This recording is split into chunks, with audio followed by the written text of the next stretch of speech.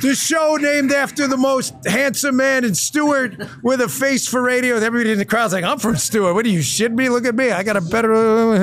Look at me. Folks, this is the night. We're here. I can't believe it. I feel like it took so long to get here. And now that it's here, it feels almost surreal. I'm leaving my house. And I'm looking at my daughter. I was like, hey, man, this is like history tonight. And she says to me, she's like, Dad, you know, I'm looking at these numbers. And what are those? And I was explaining to her what the numbers mean, less than 1% of the vote and the vote counter and stuff like that. And I felt like we're all part of something special. I want to thank everyone for coming out to Oak and Ember. So thank you very much. And do me a favor, a big round of applause for my good friend Kyle G. He owns this place. It's amazing. This guy's, yes. Oh, look at this. Folks, I got to tell you, I'm not used to these road shows. You see the lovely Paula there, of course. There's Evita. We got Jim with us tonight, of course, producer Jim. And it's going to be an amazing night. So I got a few things to get out of the way. I'm going to bring in my co-host. Mike Benz is here. I just saw him roll in. He had some kind of hat on. Is that like a MAGA hat or something like that? We got my whole Bongino team. We got Julie Kelly. We got Adam Gillette. And the famous orthodontist Arvind Vakani is here. If you're asking who that is, he is a subject of, Arvind is the Monday Morning Update. He is a frequent offender on the Monday Morning Update. So we have the sheriff here to take him out if we run into any trouble. We got a couple sponsors paid for the show, and we got a lot of great, we got John from Blackout Coffee, Don from Jacked Up Fitness. You guys are all awesome. We really appreciate it. Hey, no matter what happens to our country tonight, I want you and your family to be prepared. The app you need to download right now is ExpressVPN. It's the only VPN I trust to protect my privacy. That's why you get 3 extra months free. Use my special link at expressvpn.com/Bongino. It's expressvpn.com/Bongino for 3 extra months free. Thanks, ExpressVPN. You've been great to us. Hey, you ever heard of data brokers? They're the middlemen collecting the digital footprints you leave online. They use your browsing history and location data to sell your profile off to a company who delivers you a targeted ad. No biggie, right? Well, you might be surprised to learn these same data brokers are selling your information to DHS and IRS. You don't want that. To mask my digital footprints, because it's nobody's business what I'm doing online. I protect myself with ExpressVPN. Brokers aggregate data and tie it back to you through your device's unique IP address. It reveals information about your location. When you're connected to ExpressVPN, your IP address is hidden, making it difficult for them to identify who you are. ExpressVPN also encrypts 100% of network traffic to keep your data safe from hackers on public Wi-Fi. That's why I use ExpressVPN. It's downloaded on all my device, phone, computer, Wi-Fi router. You just tap one button and you're protected. I'm not that tech savvy and I can use it. So get the best VPN money can buy. Go to expressvpn.com/Bongino right now. Get 3 extra months free. expressvpn.com/Bongino. Also tonight brought to you by Jace. Folks, you got to be prepared in an emergency. Tonight's the night. We're about to have a new leader for the country. That means policy changes. These changes can lead to shipping issues and supply shortages. You should be prepared for these potential disruptions, including changes to your medical access needs. There's something you can do to ensure you have medications on hand and are not hidden behind a pharmacy counter. It's a solution thousands of people have discovered, the Jace case. So go to jace.com, enter code Bongino at checkout for a discount on your order and get a personalized emergency medication kit that contains essential antibiotics and medications intended to treat the most common and deadly bacterial infections. Just do a simple thing. You simply fill out an online form to get started, review the terms, and once a Jace physician evaluates your request, your case could be on its way. For as low as $270, you get more than $600 worth of physician evaluation and medicines. Due to medication shortages and the pending election results, significant hikes in the pharmaceutical industry could be coming, so take action now before these changes. Go to jace.com, J-A-S-E, enter code Bongino at checkout for a discount on your order. That's promo code Bongino, B-O-N-G-I-N-O at jace.com. Jace and his products not intended as a substitute for professional medical treatment or advice. Consult with your healthcare provider. So, Miss Evita Duffy, host of the now exploding early edition with Evita Duffy. You are one of the rising stars in the podcast space. I like to think I got a good eye for talent. I knew right away you were going to be a rock star, and you are. You're a little bit more apprehensive. You told me right before we started, you're feeling okay, but maybe not. What are you on the good, very good, excellent, okay, bad scale? I'm on the I don't know to slightly bad, but the good news about when I say that is I'm always wrong about my predictions. So if I'm feeling bad, maybe that means you guys should feel good. I will say something that I'm worried about because I'm from Wisconsin. I've been following what's happening in Wisconsin. Laura Trump tweeted just a while ago that there's been problems in Milwaukee and they're having to recount and extending the count period. 30,000 ballots in Milwaukee. And Milwaukee is an interesting one because last year in Milwaukee, last cycle in 2020, somehow Joe Biden outperformed Obama in Milwaukee. Very fishy. So it's an interesting one to watch, and it's going to be really key for Wisconsin. Yeah, I saw that. Jim, I tend to look at that a little differently. Evita's a little worried about Wisconsin. I'm looking at the betting data, and the betting data's moves. I mean, it's people's own money. They got skin in the game. Folks in the chat, how are you feeling about Milwaukee? Folks in the chat who are from Wisconsin, please post away because you're on the ground, like you know better than anyone. I feel pretty good because the money's moving in that direction. What are you seeing? I think you're right on that as well. I'm not too worried about Wisconsin yet, and I'm thinking just we have to wait and see what's happening on the East Coast and to see the lengths by which Trump is either the gaps in which he is either doing well or not doing well. For example, right now from Eric Daughtry here in Florida, Trump is +9 in Florida, and that's not even counting the Panhandle or the election day voting. Let me give yet. someone else to that. Folks, who's from Florida? Who voted for Kamala Harris?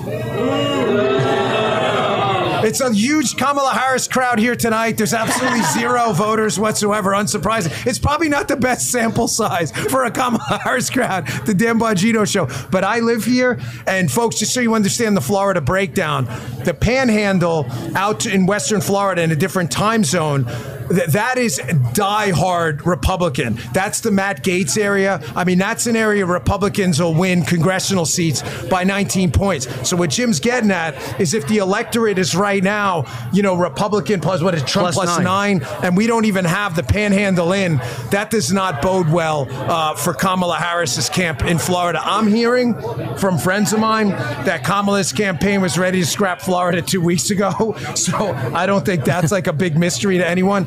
One big update, folks, they did already, unfortunately, a little bit of bad news.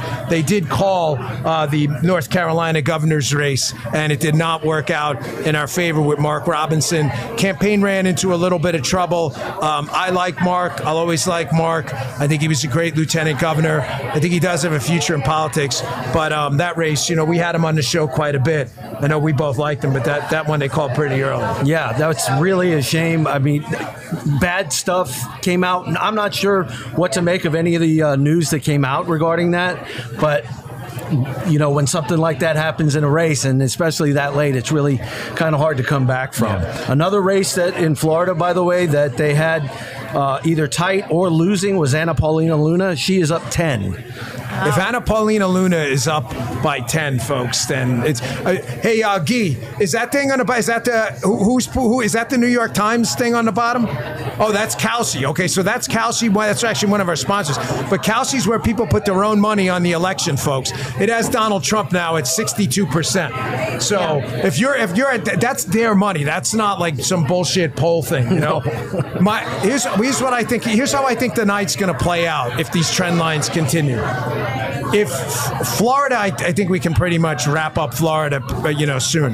But Georgia and North Carolina, if we can get numbers from them, and it comes in heavy for us for Pennsylvania, it could be a pretty early night. I hope that's the case. And wouldn't it be a great sign to the country that we're not going to, the media, the permanent state, everybody has been up against Trump. He's been persecuted this entire time. To send a message as the American people that this is going to be a blowout and that we're not going to reward you for your bad behavior would be huge, a huge message.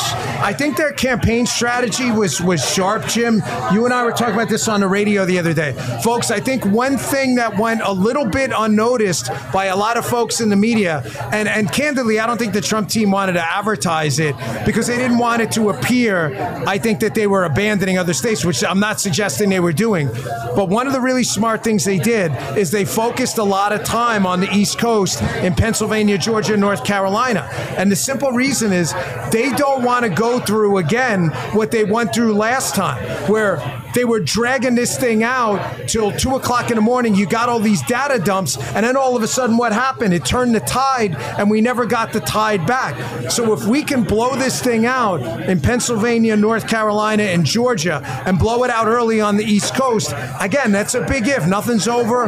Again, don't pop any champagne bottles until this thing is called. However, if those numbers get racked up pretty high, you can have a really early night because there's simply no math.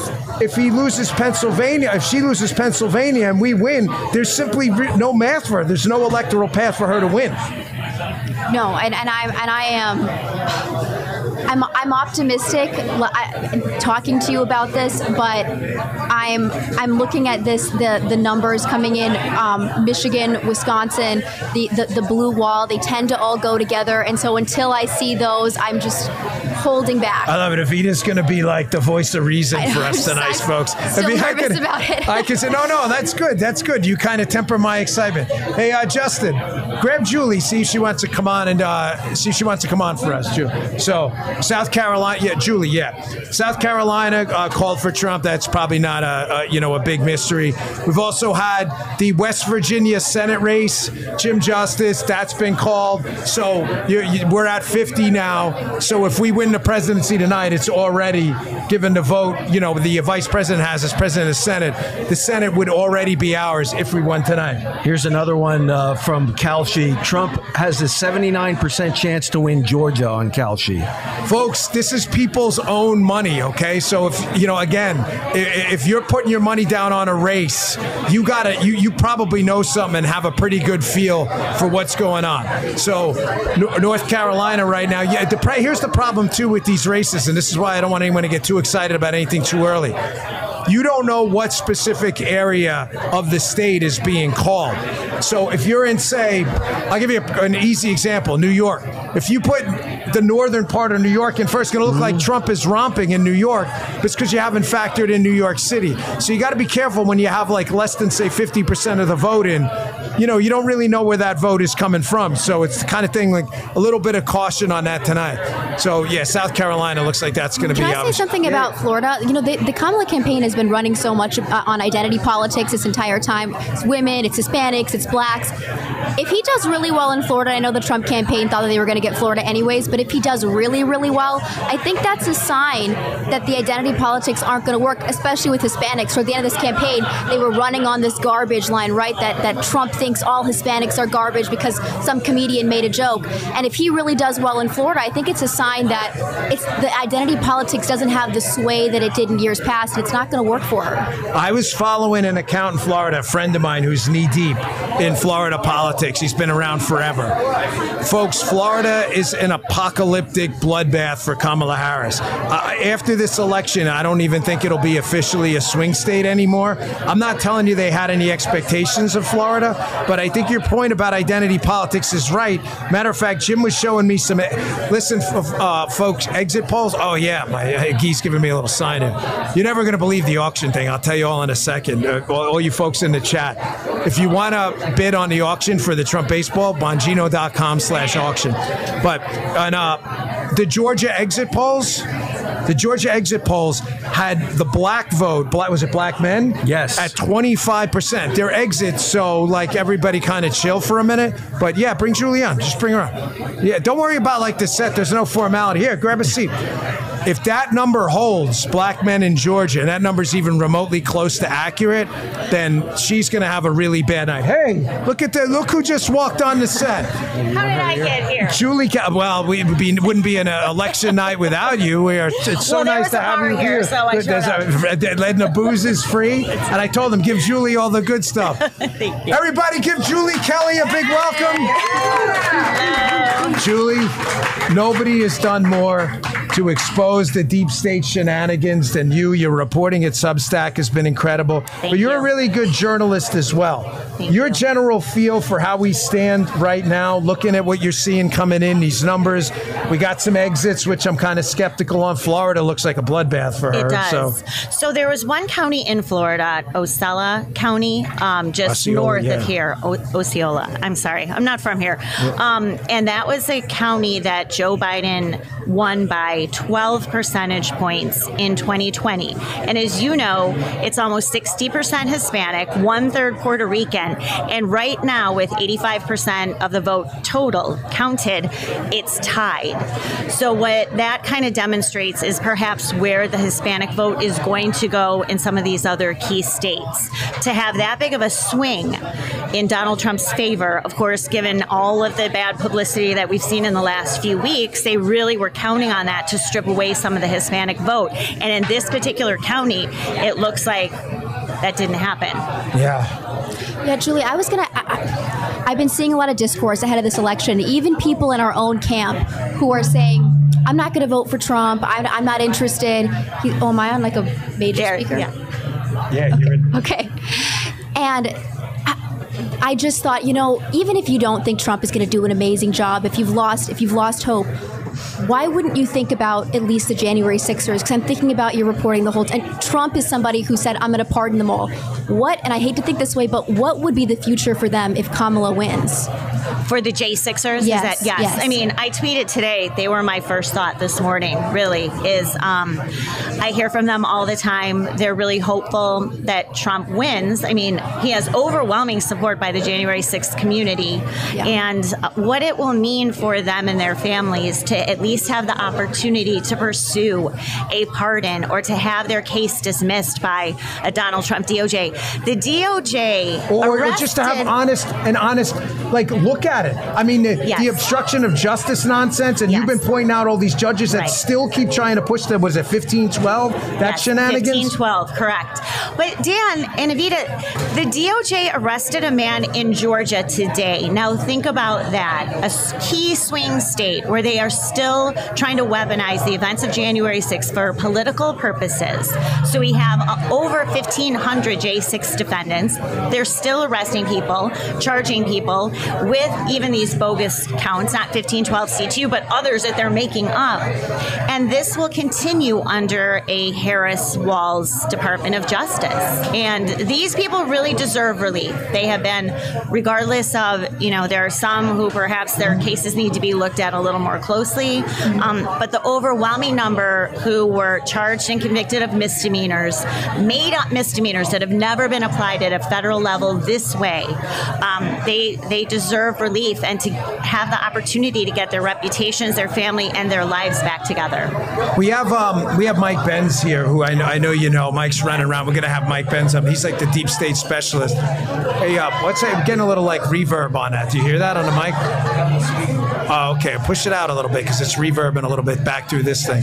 I'm a little worried and it's a big if, I don't want to get too excited, but if we were to win this thing, I'm a little concerned about some potential November to January election violence. And the reason I say that is if you read that infamous, what was it, Time or Newsweek article? Newsweek, where they talk about the cabal. Right. They mentioned they had the shock troops ready to go, and they had to tell them to stand down. There's no reason to believe they don't have the same, street chaos agents out there right now. Well, they do, and we see that Washington, D.C. has already boarded up because, in preparation of a Trump win, we saw chaos in the streets after 2016. You had riots everywhere from Oakland to Portland, Miami. They were shutting down streets. They were assaulting police officers. So we know that is going to happen again. But Dan, I think they are going to accelerate this lawfare against Donald Trump till the last minute. For example, the case in Washington against Donald Trump, Jack Smith's prosecution of him. Judge Chutkan is chomping at the bit to continue that case and do as much damage as they possibly can to him, to his reputation, and bolster the insurrection act that we've heard Jamie Raskin and others want to try to use to keep Donald Trump from taking office. Hey guys, hey Mike, how you doing? Good to see you, buddy. Thanks for joining us. Just do me a favor, just eat the mic because there's a lot of background noise. I'm sorry. I know, folks. We got it's a live crowd here on election night, so we'll try to eat the mic, and if it doesn't work, I don't know, maybe we'll try a different kind of setup. But I hope you all can hear. Is there too much? Tell me in the chat because I'm reading everything you're saying. So Mike, we were just talking. It's perfect time for you to come in. There's no one who understands the deep state better than you. the possibility, because they've done it before, that infamous Newsweek article we were talking about the cabal, that they have the shock troops ready to go for violence in the street if this turns out in our favor tonight. It has me really concerned. I know it's the kind of thing you study, you know better than anyone. Are you worried about that? Or let me give you a scenario. Say, knock on wood, it's a blowout tonight and there's really no legitimate challenge. Do you see them just going, all right, screw it, we're done with him, it's the last time he's going to run, or are they just not going to let this guy swear in? There's a chance that they say screw it, but my concern is the same one that you identified, which is that they have the capacity to do something very monstrous. And you mentioned the Time Magazine article. In the Time Magazine article, there was a secret agreement that Molly Ball spelled out, in which the head of the ACLU and the Chamber of Commerce had an agreement to stand down the shutdown D.C. protests that were prepared in case Trump had won the Electoral College on election night 2020. And the AFL-CIO is the largest union in the country. Not only is it the largest union in the country, but it is a very, very active history with the intelligence state. When the CIA or the U.S. State Department wants to orchestrate rent-a riots abroad, in France during the Cold War, in Italy, in Germany, in Latin America, the AFL-CIO's branch will frequently be the one summoned, because these are rough and tumble types. They're workers. They frequently take to the streets for boycotts and protests anyway. And so they singled out an individual named David Podhorzer in the Time Magazine article. Yeah, I saw you tweeting about that today. Right. And they basically called him effectively the architect of this plan in case Trump had won the Electoral College to deploy mass protests to create a sort of BLM-style pro-democracy movement to overthrow the democratically elected government in its infancy. And what's interesting is David Podhorzer has been making the rounds at State Democracy Defenders Action, which is Norm Eisen's legal outfit, which is teamed up with Jamie Raskin, the same guy who identified that if Trump wins on election night, they have an ace up their sleeves. He's trying to dial that back now, which is bullshit, because we got it on audio and video. No, Raskin's trying to pretend that he's not going to obstruct this thing. He's trying to hedge, and he's using language such as saying, of course we'll certify it if it's a free and fair election. But what they're going to argue is that it was not free and fair because an insurrectionist was running it, because of foreign interference from Russia. They'll argue voter suppression. For example, if Trump wins on election here tonight on election night, they'll argue that even though the official vote tally was, had Trump winning Pennsylvania or Wisconsin by a certain margin, that there was certain voter suppression because of his rhetoric or because of, certain incidents in the past which may have a disparate impact on certain groups from voting. And so they have all sorts of predicates that they can wheel out. And then the only question is, are they going to be able to get away with it? And this is often the function of these street protests, is to say, well, the people are showing that it's the people are doing this giant demonstration about how unfair the elections were, that they were not free and fair. And then the media will lionize those groups and say that they really represent the democratic force of the people. And so that is something that will absolutely be playing out over the course of the next 2 months, which is about the period it takes to organize these things when we do them abroad. So, but how exactly would it go down? Would the military come in and say, we're installing Kamala Harris? I mean, how could it be enforced? I get that the media would back it. You have the protests on the ground.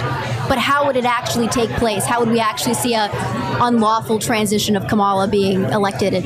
Primarily in this case, I think the role of the media would be to quash any sort of conservative protests against the last-minute election theft through a legal process.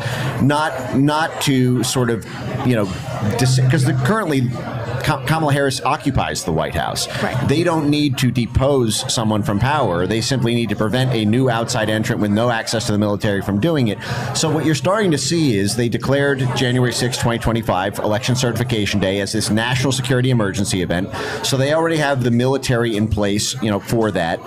They've already started boarding up buildings in D.C., if folks have seen the clips of that today, in anticipation of unrest if Trump wins. And so they don't want to deploy the street muscle while Biden Harris is still in office, because that destabilizes the country of the person who's running it. So the issue is, I think you're going to start, if this does pop off, if Trump wins tonight and you see street muscle deployed, if you see all these climate groups and sort of racial justice groups and Antifa groups all come together, I think you'll start to see a military presence to effectively protect them from any sort of counter protesters, and as a sort of presence to ward off the hypothetical threat of Trump people complaining about their vote being stolen. So I didn't get your general thoughts on where we are for the election, because you're so good on the deep state. I mean, my listeners love you. Every time I have you on the show, they're like, give us more, give us more. So I send them over to your X account, Mike Ben Cyber, where Mike does his own content, and you should check that out. Julie has a Substack. Please check that out. Support these, these great investigators. But your thoughts? We just got this. So Trump now apparently Osceola County, which you just mentioned, which Biden won by 14. Trump now leads in Florida. I just got this. Trump is now on the way to flip a 60% largely black county, Randolph County, Georgia. If these numbers start to hold as a pattern, Julia, I'll go to you. I mean, listen, again, I don't want to get ahead of myself. We've already been through this shit before, and Hillary got ahead of herself in 2016. Everybody was crying at the end of the night. But this can't be good. I mean, where's she going to find the votes? Young voters? No. Black voters? No. I mean, election day? No. Early vote? No. I mean, she's running out of options. Well, they're also in the Georgia CNN exit poll, the gender gap that they were counting on basically is double men versus women for Trump than women versus men for Kamala Harris. It's in single digits. It's, I think, 12% for men for Trump and about 6 or 7. That is not the gender gap that they were looking for in Georgia. But the issue with what we're seeing some of these counties starting to flip or get really tight where they weren't in 2020 is it reflects some of the late polling that we saw. And what we've heard anecdotally about these minority voters, especially black men. Now, we've heard that before, right? We've been burned before. But this time it sounded more realistic, and that is why the Harris campaign has to be very nervous seeing these early. I know they're exit polls. I know they're not super scientific. They're not tested out. But you'd rather be ahead of them than behind. Exactly. I mean, it's only data. I mean, you can dismiss it or not, but I don't want the data going against me. I'm sorry. I just want one more question. I want to ask you, Mike, and then please jump in. Yeah, no. So I don't know how you know so much about the deep state, but I'll watch your videos sometimes. I'm like, damn, this guy's good. Like, I mean, I wrote 3 books, and you throw these things out there, National Endowment for the Democracy and all this stuff, CIA cards. Just quickly, I had to take a quick break, get to some spots, and we'll get to Evita and some more questions for you all. Do you say Trump gets in again with a body of 4 years behind him? He obviously knows where the bodies are buried this time. It's not going to be that learning curve. Do you sense deep staters, mass resignations, or do you sense them digging in and we get like 1,000 Alexander Vindmans? Yeah, absolutely digging in. One of the words that the foreign policy... I didn't want to hear you say that, by the way. I'm horrified you said that, but you tell us the truth. Well, that doesn't mean game over. It means game on, right? This is what they did the first time, and they've already complained about the so-called guardrails, the Democratic guardrails, the fact that Trump is considerably wiser now than he was when he got in. If folks remember the famous quote by James Comey when he was asked after he set up Flynn, that famous quote about, is our job here to set him up? Is to get him to lie or to get him fired? Basically to entrap him or to achieve a political victory of eliminating the national security advisor. And Comey said we wouldn't have done that to Hillary Clinton because we couldn't have gotten away with it. But the Trump administration was so green. It was all people who were interested in making this country great again. They had less experience in statecraft and dealing with the intelligence services, which are supposed to be foreign facing. So they really didn't know a lot of the tricks, a lot of the banana peels you can slip on while you're, running. But through even this thing. some of the savvy ones got caught, like Mike Flynn, who's a great guy, but he's a patriot. He assumed the FBI was on our side. Right. He's like, yeah, boys, come on over. Right. He didn't realize that these guys were there. Let me take a quick break. I'll get to Evita. We're here with Julie Kelly, the great Mike Benz, my wonderful co-host, and the supremely talented Evita Duffy from the early edition with Evita Duffy. I hope you all are subscribers. Her show's been doing great. Hey, look at a nice round of applause. Everybody loves me. No one gave me a round of applause. I mentioned Evita. Everybody starts clapping. I love it. Hey, Bongino listeners get access to Beam's cyber sale before anyone else. Enjoy up to 50% off at shopbeam.com/Bongino. Use code Bongino. Don't miss Beam's biggest sale. I'm going to need some Beam tonight to go to sleep. Hey, today's economic environment is still really stressful for a lot of us. You know it. But with the Fed finally dropping rates, there's no better time now. Put you and your family in a better financial position. If you're a homeowner, American Financing is helping thousands of families just like you who've been putting everyday expenses on credit cards get out from underneath that debt by tapping into their home's equity. American Financing saving their borrowers over $800 a month on average. 800 months, like a $10,000 raise at work. Costs absolutely nothing to find out how much you can save. They're closing some in as little as 10 days. If you start today, you may not have to make next month's mortgage payment. That's nice. So no better time than now to turn your situation around. Call today. 888-994-7660. That's 888-994-7660. Or go to AmericanFinancing.net. And also My Patriot Supply. Folks, let me ask you a question. You think the country's going in the right direction? We'll know in a little bit. If you're feeling alarmed, you're not alone. Get prepared. Calories are survival in an emergency. Do the right thing. Get prepared. Get an emergency food supply. Store it in your house. Store it in your garage. It lasts up to 25 years. Right now, you can get a 3-month emergency food kit with My Patriot Supply. The food's delicious. Honey wheat bread, mushroom rice pilaf, creamy stroganoff. The entire My Patriot Supply kit offers over 2,000 calories a day. Lasts up to 25 years. When the day comes, you'll be ready. So go to MyPatriotSupply.com now. Order your 3-month emergency food kit from My Patriot Supply. That's MyPatriotSupply.com. MyPatriotSupply.com. They've been a great sponsor. Are we going to do it? Are we going to blow through 400,000 people? Come on. Spread the word. Get us there. $3.99. Come on. We got to do it. Yeah, look at that. That's Dr. Adler. Check him out. That's right. That guy's he's the guy who diagnosed my cancer. You know that? Remember that, Steve? He's like, hey, come over. You got a lump in here. I don't want to be like that Debbie Downer here. But he was like, hey, man, that sounds really bad. You should go to the doctor and check that out. That's the guy right there. Oh, all right. I don't go to the doctor, right? Yeah. He's my friend. I said, I'm not going to wait in no waiting room. I got some freaking lump in my neck. So he was like, yeah, that sounds kind of bad. So thanks, Steve. Yeah. I'm alive because of Steve. Thank you, Steve Adler. There you go. For saving Dan Bongino's life. He's a good man. Please, Evita.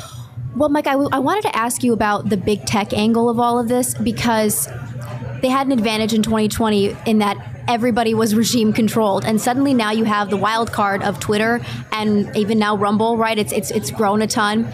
So how does that play into the necessity of the Kamala team having a narrative control if what you laid out actually is going to take place? No, that's exactly right. Narrative control is an essential prerequisite of being able to pull off these kind of bottom-up toppling of democratic governments. It's actually something the State Department and the intelligence services laser focus in on. It's why they flood the zone with USAID-funded media or State Department media or these independent media that are working with intelligence services, and why they've promoted censorship of the counter story, and why they worked so hard to censor the 2020 election and used intelligence services effectively to do it. But it would be one thing if it was just X and just Rumble, but the whole big tech infrastructure is actually starting to turn against them. So Mark Zuckerberg, obviously just a few months ago, came out and told Jim Jordan that it was the Biden administration's fault, but he had been having those misgivings for a very long time. The Facebook files show that even with the senior management, he didn't want to do the censorship of COVID. It seems in retrospect, given the direction he skated to, that much of the 2020 censorship was not something he was comfortable with. We know in 2019 he was giving speeches in San Jose saying he thought censorship had gone too far, but then he got hit with a $60 billion ad boycott and then quickly folded. But I think he's starting to have had enough on that. And I think part of that is Facebook feels betrayed by the Biden State Department, who essentially allowed Europe to regulate them through the Digital Markets Act and Digital Services Act. Tim Cook from Apple just placed a call to Trump a few weeks ago saying that he felt betrayed by the Biden administration not fighting for Apple with a $15 billion fine from the EU. Google has Sundar Pichai has come up, has basically cozied up to Trump in the past months. because the Justice Department Keep your eye of on the calls, Biden-Harris administration is now trying to break up Google. And in fact, when Ben Shapiro and Tucker Carlson and others were hit by this New York Times Media Matters boycott piece to try to get them removed from the YouTube Ad Partners program, YouTube issued a statement saying, we are not deplatforming these people. We are not demonetizing them. We believe in free speech during election season. And so every single one of the social media platforms right now, 400,000. until they're further destabilized, and we'll wait to see what the Justice Department does, is holding strong right now on free speech. That's why I feel bad when anybody criticizes big tech. I'm like, actually, it's not really big tech's fault. It's kind of the federal government. All their bad behavior in 2020 and beyond during this Biden administration has been censorship directed by the federal government and kind of in duress by the social media companies. Very deliberate duress. Yeah. That much of what the government whole of society model is about changing the economics of the private news distribution, news production economy so that the news entities and the social media companies are incentivized to promote the government line. This is exactly what they did in social media, but now they've done so much coercion, and the possibility of having a neutral president who is not cramming down on them on the regulatory side, and who, when he had a chance to actually come down on them, did not, I think is basically a parachute for these companies to get back to normal. Yeah. Jim, that's updated? I just saw on my phone, Julie and Mike, that early results suggest Amendment 4 will fail. So here in Florida, Amendment 4 is the pro-life It's the baby killing measure. thing. So Amendment 4 would mean that if it had succeeded, we would have had So less here's protection an update. for life. States called for Trump. Missouri, Tennessee, no surprise there. Florida, folks, I'm telling you, Florida was a bloodbath for them. I mean, the Kamala Harris campaign was a disaster here. Oklahoma, no surprise. Alabama, Mississippi, no big surprises yet. Julie, we're going to go to Crowder in a minute, but I just wanted to ask you a question. You and Mike with the deep state stuff. And Mike, if you want to chime in quickly too. The Trump team was super smart this time. They didn't use the GAO transition team, which screwed them over last time. They absolutely knew they were going to get effed on that one. And they said no more briefings. Because you know what's going to happen? You're going to brief us, and you're going to use it as an interrogation, and you're going to accuse us of leaking. Right. Very, very smart move, Julie. It absolutely is, because now we know this. I mean, these are the same people: Lisa Monaco, Avril Haines, who's the director of national intelligence. These are the same people who were there in 2016. They're definitely going to set Trump up. He's already been president. He's going to have a solid team. He doesn't need to be, lured in by Avril Haines or Lisa Monaco or anyone at DHS or any of these agencies under the ruse of transition to create the same sort of thing that we saw during the transition period. I think it's because they're listening to people like you guys who are now warning them Definitely that, was. hey, man, this is like, these are not, I'm sorry, but a lot of these people are not home team. But, Mike, on that GAO thing, that was smart, wasn't it? Yeah, no, it was. And to what you guys were talking about, there's really no intelligence lost in the failure to have some of these briefings. The fact is they have suffered so much reputational damage, the analyst wings of the CIA and FBI, because of how many hoaxes they have pushed time and time again. You don't know if the intelligence that is coming into the incoming administration is designed to influence policy rather than designed to actually educate the president. And so there are many other ways to get an approximate value that are shy of setting yourself up for some sort of criminal investigation on the basis of it. So glad to have you guys on the panel. All right, you guys ready? Is this going to be the biggest crossover in the history? Oh, no, that wasn't us. Did they kill our? It was going to, but then they just killed their own audio. They killed the audio Hey, for us. let the record. We are 3-0 on technical issues on the calls. We have had it right. Dan, you can hear us, but now we can't hear you. Can you say something, brother? I can hear you. I got a little double feed of you. Okay. But I got a little double feed. Oh, we got it. We did it. I feel like, Steve, I feel like we should have Dora the Explorer and Boots in here. We did it. We did it.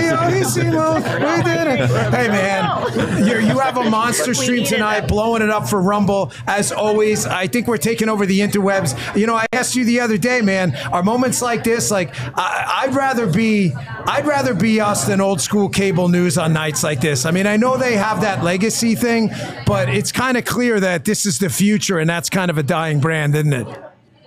Well, yes. And if you could line up all the peckers in the world, it still wouldn't be enough for them to eat. I hope that doesn't offend people on your street. But I will say quite this. a visual. being my ninth favorite guinea, and you know I prune that list regularly. You tell me that every I'm very glad to time. share it with you. Turn me up a little bit. We actually were what people watching our stream know we were subject to DDoS attacks for the election integrity map that people can follow right now, where we've made some calls to states before even CNN or those folks have. It's going to get wild and woolly with the swing states, but we're not relying on them at all. And like we said, we'll make that available to you. I also wanted to, hey, by the way, Jacked Up Fitness, people can go to. I lost his audio. Wait, hold on. Don't panic. It's just like they'll fix it in a second. But I heard you say Jacked Up. Okay, I got you back. Sorry. Go ahead. Right. No, I was saying that we just brought them on as a sponsor last minute, and I heard that you've been. Don from Jacked Up Fitness is here. Hey, Don. Don. So Steve Crowder just gave you a big shout out. The owner of the company is legit here. Offended. So Jacked Up Fitness, Steve Don. Crowder, he works out. So Don's right here, Steve. He's like right in front of it. Steve just said that you're doing the Steven Crowder show now, which is good because Steve, folks, there's Don right there. This is for you, and Don. Steve is not a fatty. Like, Steve, you can't bring on fatties for a company like that, correct? You can't be like, go use Jacked Up Fitness. The product is great. And you're dropping like 400 or 500 beans on the scale. You can't do that. It just doesn't work. No. I lost 8 pounds in 12 hours though because of the stomach flu from hell. I have a throwing bucket right next to me. Yes, tonight. He says he lost 8 pounds with your equipment there, Steve. Don says it. By the way, Jacked Up. Hey, Steve. He says he's got. I love the machine personally, but Don says he's got a super duper machine coming out now. I said, bro, I want an upgrade. You send that freaking machine over my house stat. Meanwhile, the thing's like 8,000 pounds. I'm like, send that thing over to my crib, brother.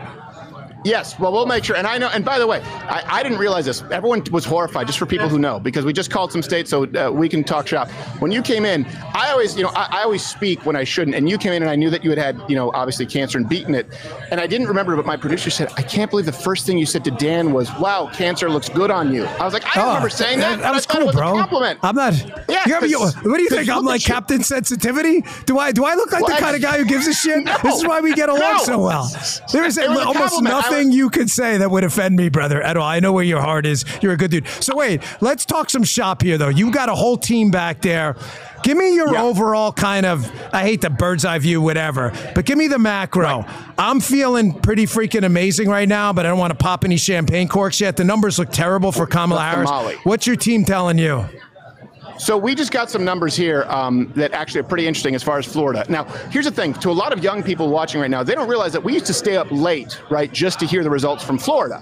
So people are taking for granted that Florida is not really a swing state. Right. But we have the numbers. I think Gerald has them in front of me. There was an 18-point swing. Was it Miami-Dade or was it Palm Beach? Gerald will come in real quick. Miami-Dade 2020, Biden won that 7.3. Trump is leading by 11 right now. These numbers can change a little bit. Change. Right now, Broward, Biden won by 29 points. Harris is only up by 20. Palm Beach, Kamala is up 0.7. Biden won that by 12. These numbers are massive shifts. Massive shifts in those counties.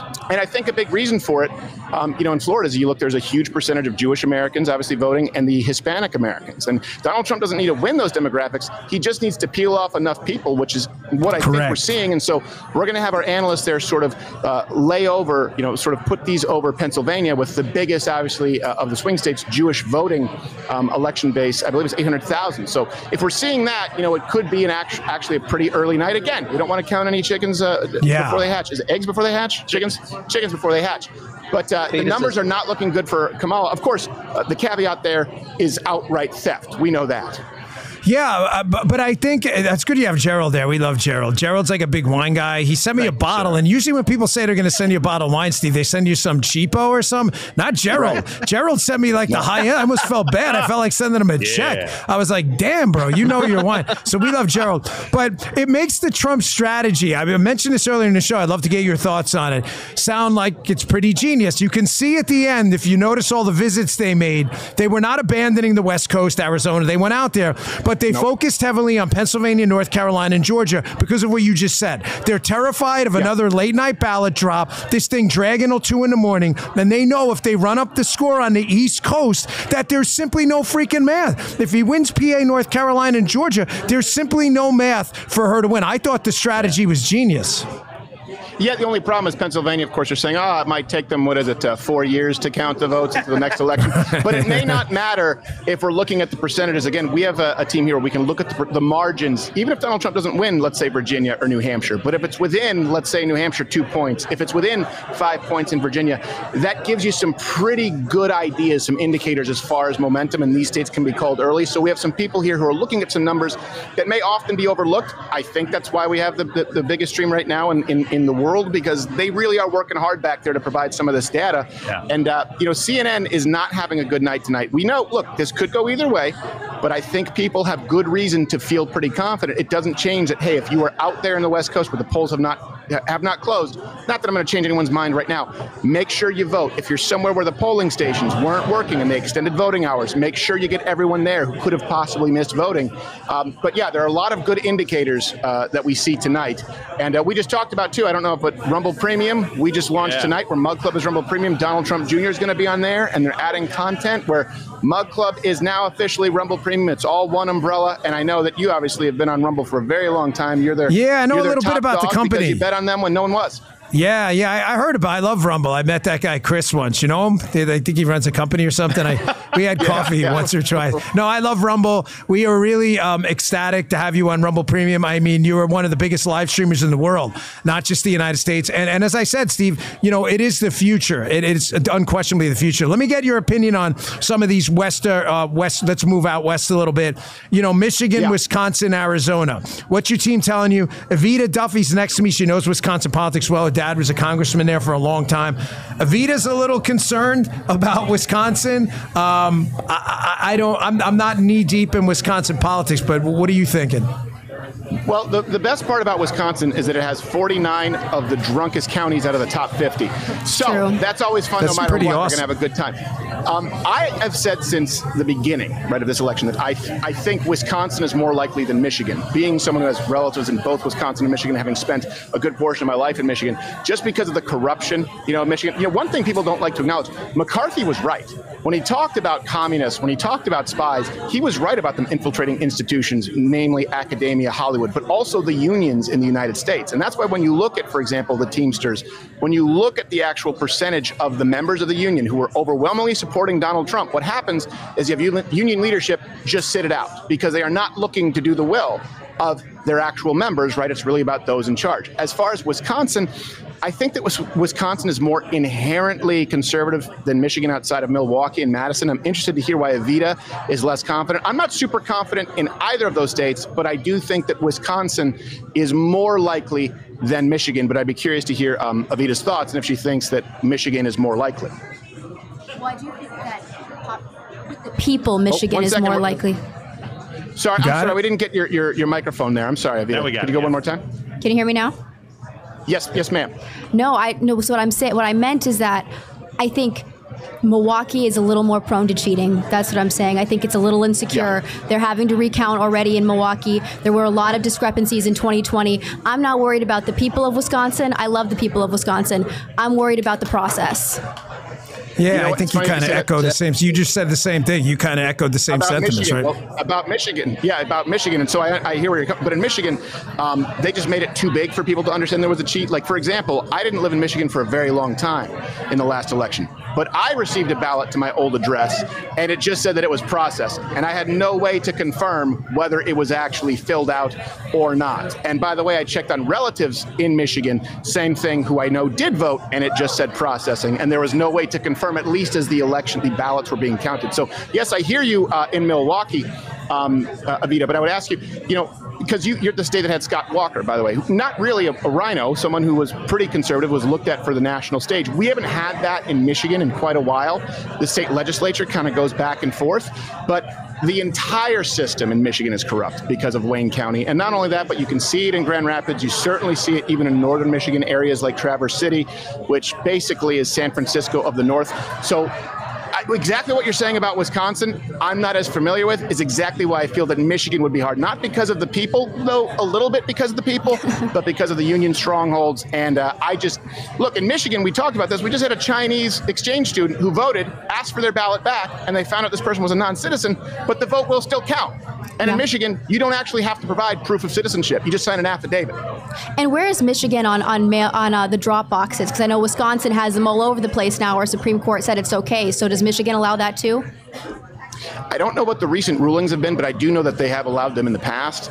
Again, these things are kind of fluid right now with them going up and down in the courts. Right. But, Michigan is that state where you had that famous graph, right? And you had the red wagons come in with votes, and you had people board up the precincts with Bristol boards. So if it's as bad in Wisconsin, they weren't as flagrant. Like, they didn't even try and hide it in Michigan. So maybe they just do a better job of hiding it in Wisconsin.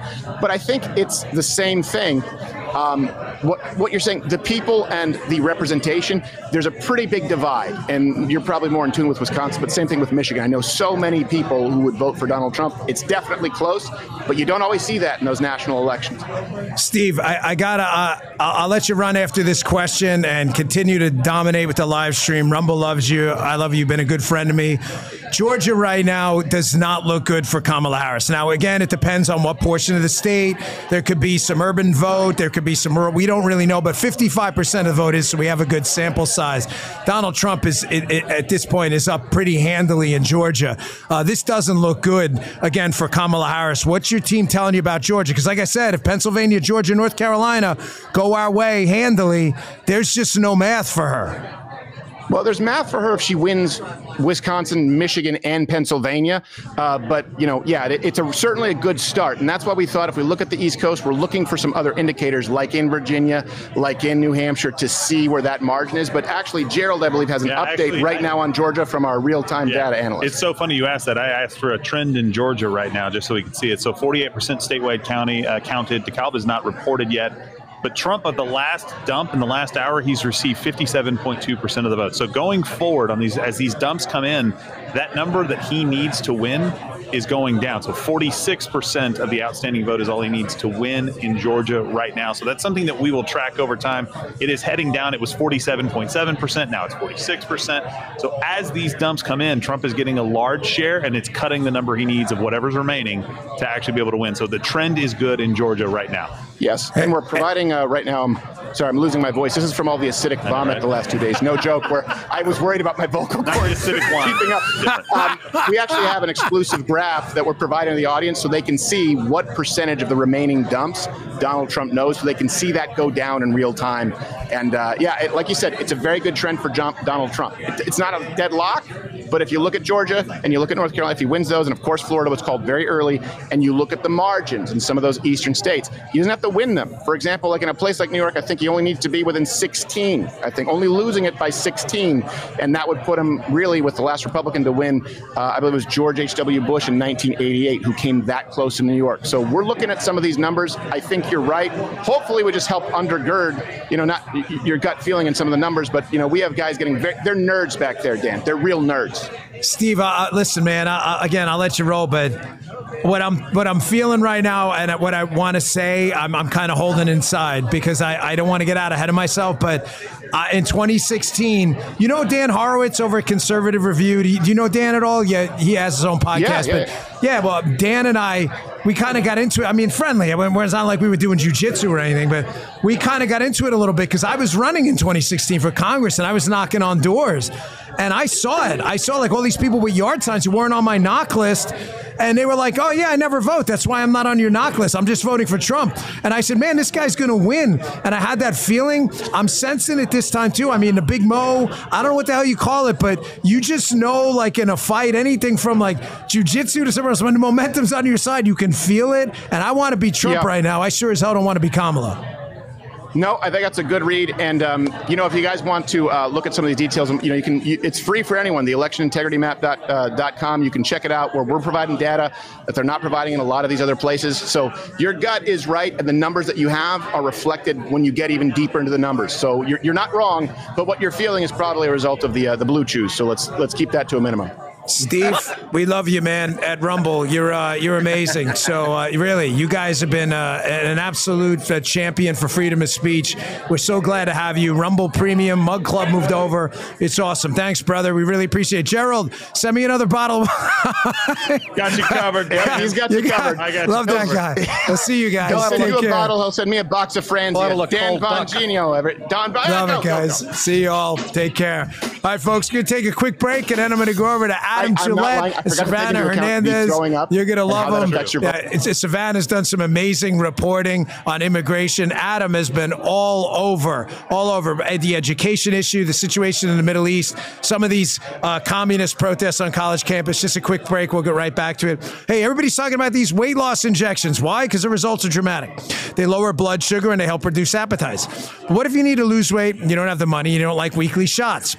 Brickhouse Nutrition, they created Lean. How do you think Danny Botts got so ripped, right? I lost 30 pounds. Guy was like, dude, you're getting to be a big fatty. You got to lose weight. So what did he actually didn't say that, but Guy's like, did I say that? Well, he didn't, but it would have been funny regardless. So what did I take? I'm serious. I took Lean. It's not for the dieter. It only has a few pounds to lose. The doctors at Brickhouse Nutrition created Lean for frustrated dieters that want to lose 10 pounds more. I'm serious. I did take it. I lost 30 pounds. Let's get you started with 15% off and free rush shipping so you can add Lean to your wellness and exercise plan. Visit takelean.com. Enter code DAN15, DAN15 for your discount. It's promo code DAN15 at takelean.com. Try it out. These statements and products have not been evaluated by the FDA. They're not intended to diagnose, treat, cure, or prevent any disease. They're not a substitute for alternative or for healthcare from your healthcare provider. And we'll get right back to the show. But hey, we've been using the Bond Charge infrared sauna blanket for a while. I love sauna and red light face mask ever since they sent it to me. That's why I'm trying to stay young, folks. I don't want to get old. I don't want to be like a fossil. So I turned to the sauna blanket. I love it. It helps me with muscle recovery and detoxification. It's been a game changer. It's really easy to use. Just wrap yourself up and let the heat do its work. I love the product. Paula's been using the red light face mask. That's why she looks so young. Been using it to help improve her skin's texture and reduce inflammation. We've seen some amazing results. Her skin feels smoother, looks more vibrant. The overall tone's even down. It's like having a mini spa treatment right at home. You want to try them out? Check it out tonight. Head on over to bonecharge.com/Bongino. Use code Bongino at checkout and get 25% off. Both of these products have made an amazing impact on my wellness routine. I'm sure you're going to love them too. Use code Bongino at BONCHARGE, bonecharge.com/Bongino. Save 25%. Try them tonight. These statements and products have not been evaluated by the FDA and not intended to diagnose, treat, cure, or prevent any disease or condition. Just a quick update. Jim, is this right?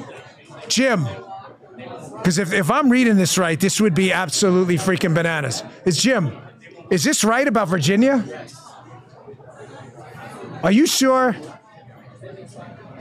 Look at Lou Lantier, the whole crew here. I know you're like, say it, spit it out.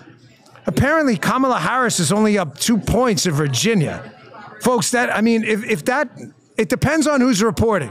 You got Southern Virginia and you got Nova. Northern Virginia, I know the area well from running in Maryland.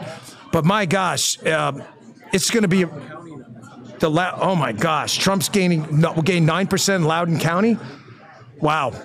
We'll see, folks. I got excited about Virginia last time. I don't want to get burned. I want to welcome to the show two guests, both friends. Savannah Hernandez, so good to see you. You've done some amazing reporting at the border, kicking ass and taking names. And Adam Gillette from Accuracy and Media. You've been doing some amazing work dealing with these commies on these college campuses and all these other awful people. So first, I'll go to you first, Adam. Your general take on where we stand. Give us your take on some of the identity politics plays the Democrats relied on that aren't there this time. The Jewish voters and others that had reliably been a Democrat stronghold. Well, that's exactly it. All they do is try to divide people into groups and pit them against one another, playing identity politics. But it finally got to the point where these Americans were like, well, sure, maybe I don't like this person for whatever thing, or maybe they're supposedly racist, whatever, but I got to put food on the table. I got to have a job. I want to have a better education for my kid. I want my kid to be able to go to school and not get assaulted on the way there by some, criminal on the streets. So at the end of the day, we're all Americans. And even though they could try to divide us based on our race or religion, this and that, all of these issues face us. And I think people are beginning to realize that. And that's more important than however they put you against another group. Well, one follow-up, and you run Accuracy in Media. I said before, I think this will be tonight, if we win, big if, the greatest middle finger FU to the mainstream media hacks I've ever seen in really modern politics.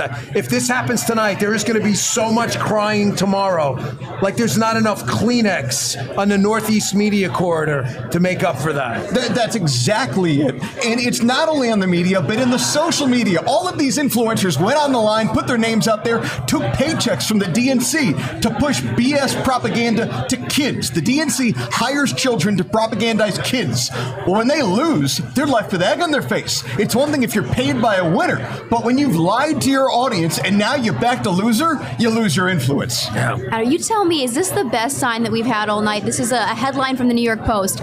Georgetown University provides self-care suites for coddled students stressed about Election Day, complete with milk and cookies and coloring books.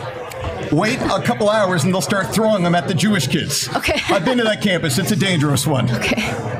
Yeah, no, I mean, I think we saw this in 2016, the footage of these college campuses and the kids just melting down for days. So do you expect something like that to happen again on college campuses if we see a flip for Trump in this election cycle, especially with the coconut trend and all the outreach that they've been doing on college campuses? Or do you think that it's been tempered since then? I'll tell you, I really legitimately fear major waves of violence. And our hidden camera investigators are literally trying to infiltrate some of these groups as we speak for that reason. Because if Trump wins, I don't want to see it look like the summer of 2020 with every city on fire. I don't want to see it look like the spring with all these crazy encampments. So now that we've been able to teach these students that, sure, they may drop the charges. Sure, the university might not hold you accountable at all. But this guy's going to show up and ruin your day, and your actions are going to ruin your career. Now that we've introduced accountability for them, some of them are running scared. So if we can do that in a big enough way, I think we stop that. So, Savannah, you've done amazing reporting at the border. I've been following you forever. You're down there, like you're deep in the weeds. Your general take on, first, how you think the night is going. You're a great reporter.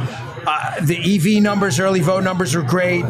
I mean, a lot of Arkansas, by the way, called for Trump, which is not a big surprise. But the numbers coming in now. Now we have hard numbers, not polls. You want to be Donald Trump. And the role you think immigration played in this, especially in the border states where people in Texas, New Mexico, California, and Southern California, they're really pissed off. Arizona. Oh, absolutely, Dan. And you know what? I feel like a lot of us have PTSD from what happened in 2020. So a lot of us don't want to call it early.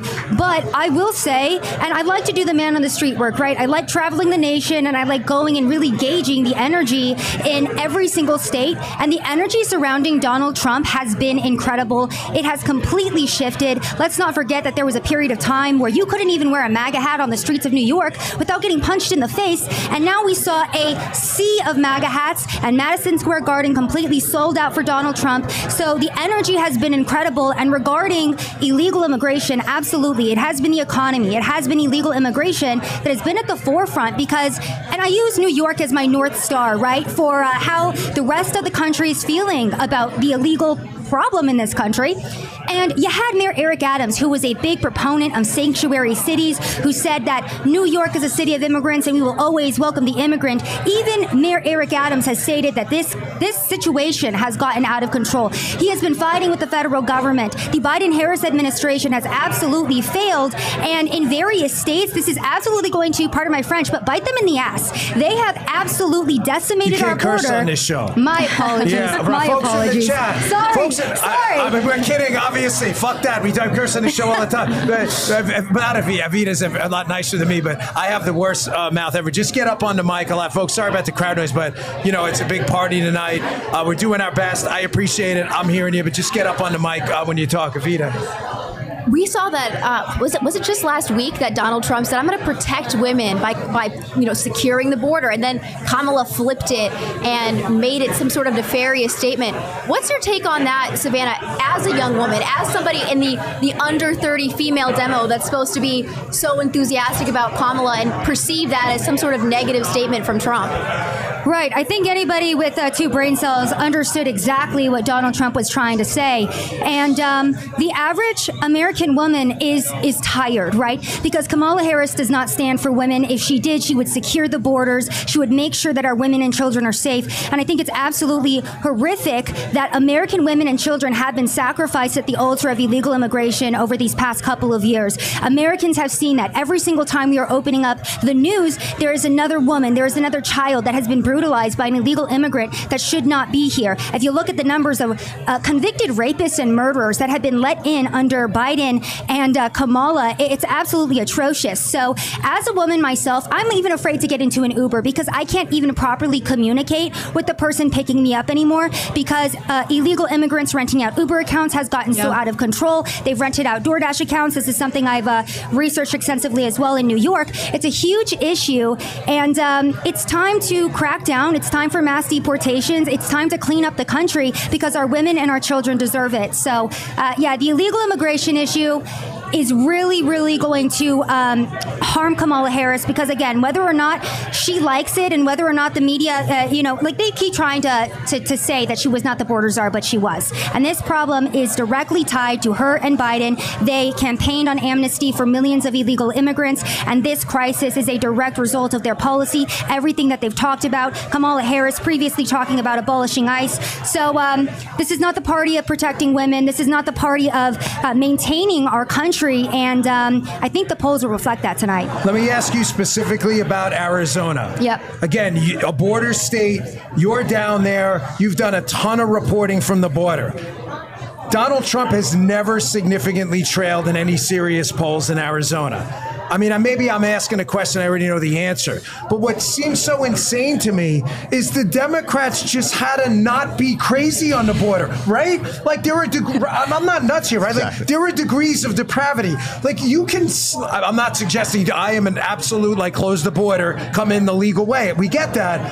But, like, if they just would have made some veiled attempt, but Fox just used to launch this drone, and you're like, there's like hundreds of thousands of people. They were so crazy. It's like nuts that they even expected to compete in Arizona. It's almost like they said, F you guys, you know? And you know what, Dan? I think the thing, too, is it's not just the border itself, but it's the infiltration of every American city and town that has really impacted the average American because it's personally affecting them now. They are seeing the billions of dollars, I believe 150 billion yearly at this point, that are going toward illegal immigrants in this country. They are seeing that migrants can cross into the United States of America. They are given a plane, train, bus ticket to wherever they would like to go, a $2,000 check, a free hotel room, free healthcare, free childcare, and the average American is paying for all of that. And they're extremely upset because guess what? There's also a huge housing crisis going on, and that is directly correlated to the huge population surge of migrants. So I know you're asking about Arizona, but for example, I just got back from Maine, where in Brunswick, they are giving illegal immigrants free apartments for 2 years. These are luxury apartments. If you as an American citizen would like to rent one out, it's going to run you about $1,800 to $2,300. Illegals that are being flown in on Biden-Harris's CHNV program are getting them for free for 2 years. So the people in border states have been experiencing this for years, and even people in the upper or innermost corners of the United States are seeing this impact, and they're pissed. Wait, one quick thing I just want to throw in. Hey guys, we had, am I reading that right? 431,000? Folks, I don't even know what to say. I mean, this is like, I'm really genuinely touched. The Bongino army has grown so much. There are 431,000 people. We have filled the big house in Michigan like 4 times. That is amazing. I can't thank you enough. I'm serious, man. You guys have like made my whole life. Like, who the hell brings in 431,000 people? 432 on election night. I love you all for being here. Just some quick updates. Producer Jim is doing the Steve Kornacki. He's running around. He's pulling the tie off. He's like that Giphy guy in the thing. He's got things going here and there.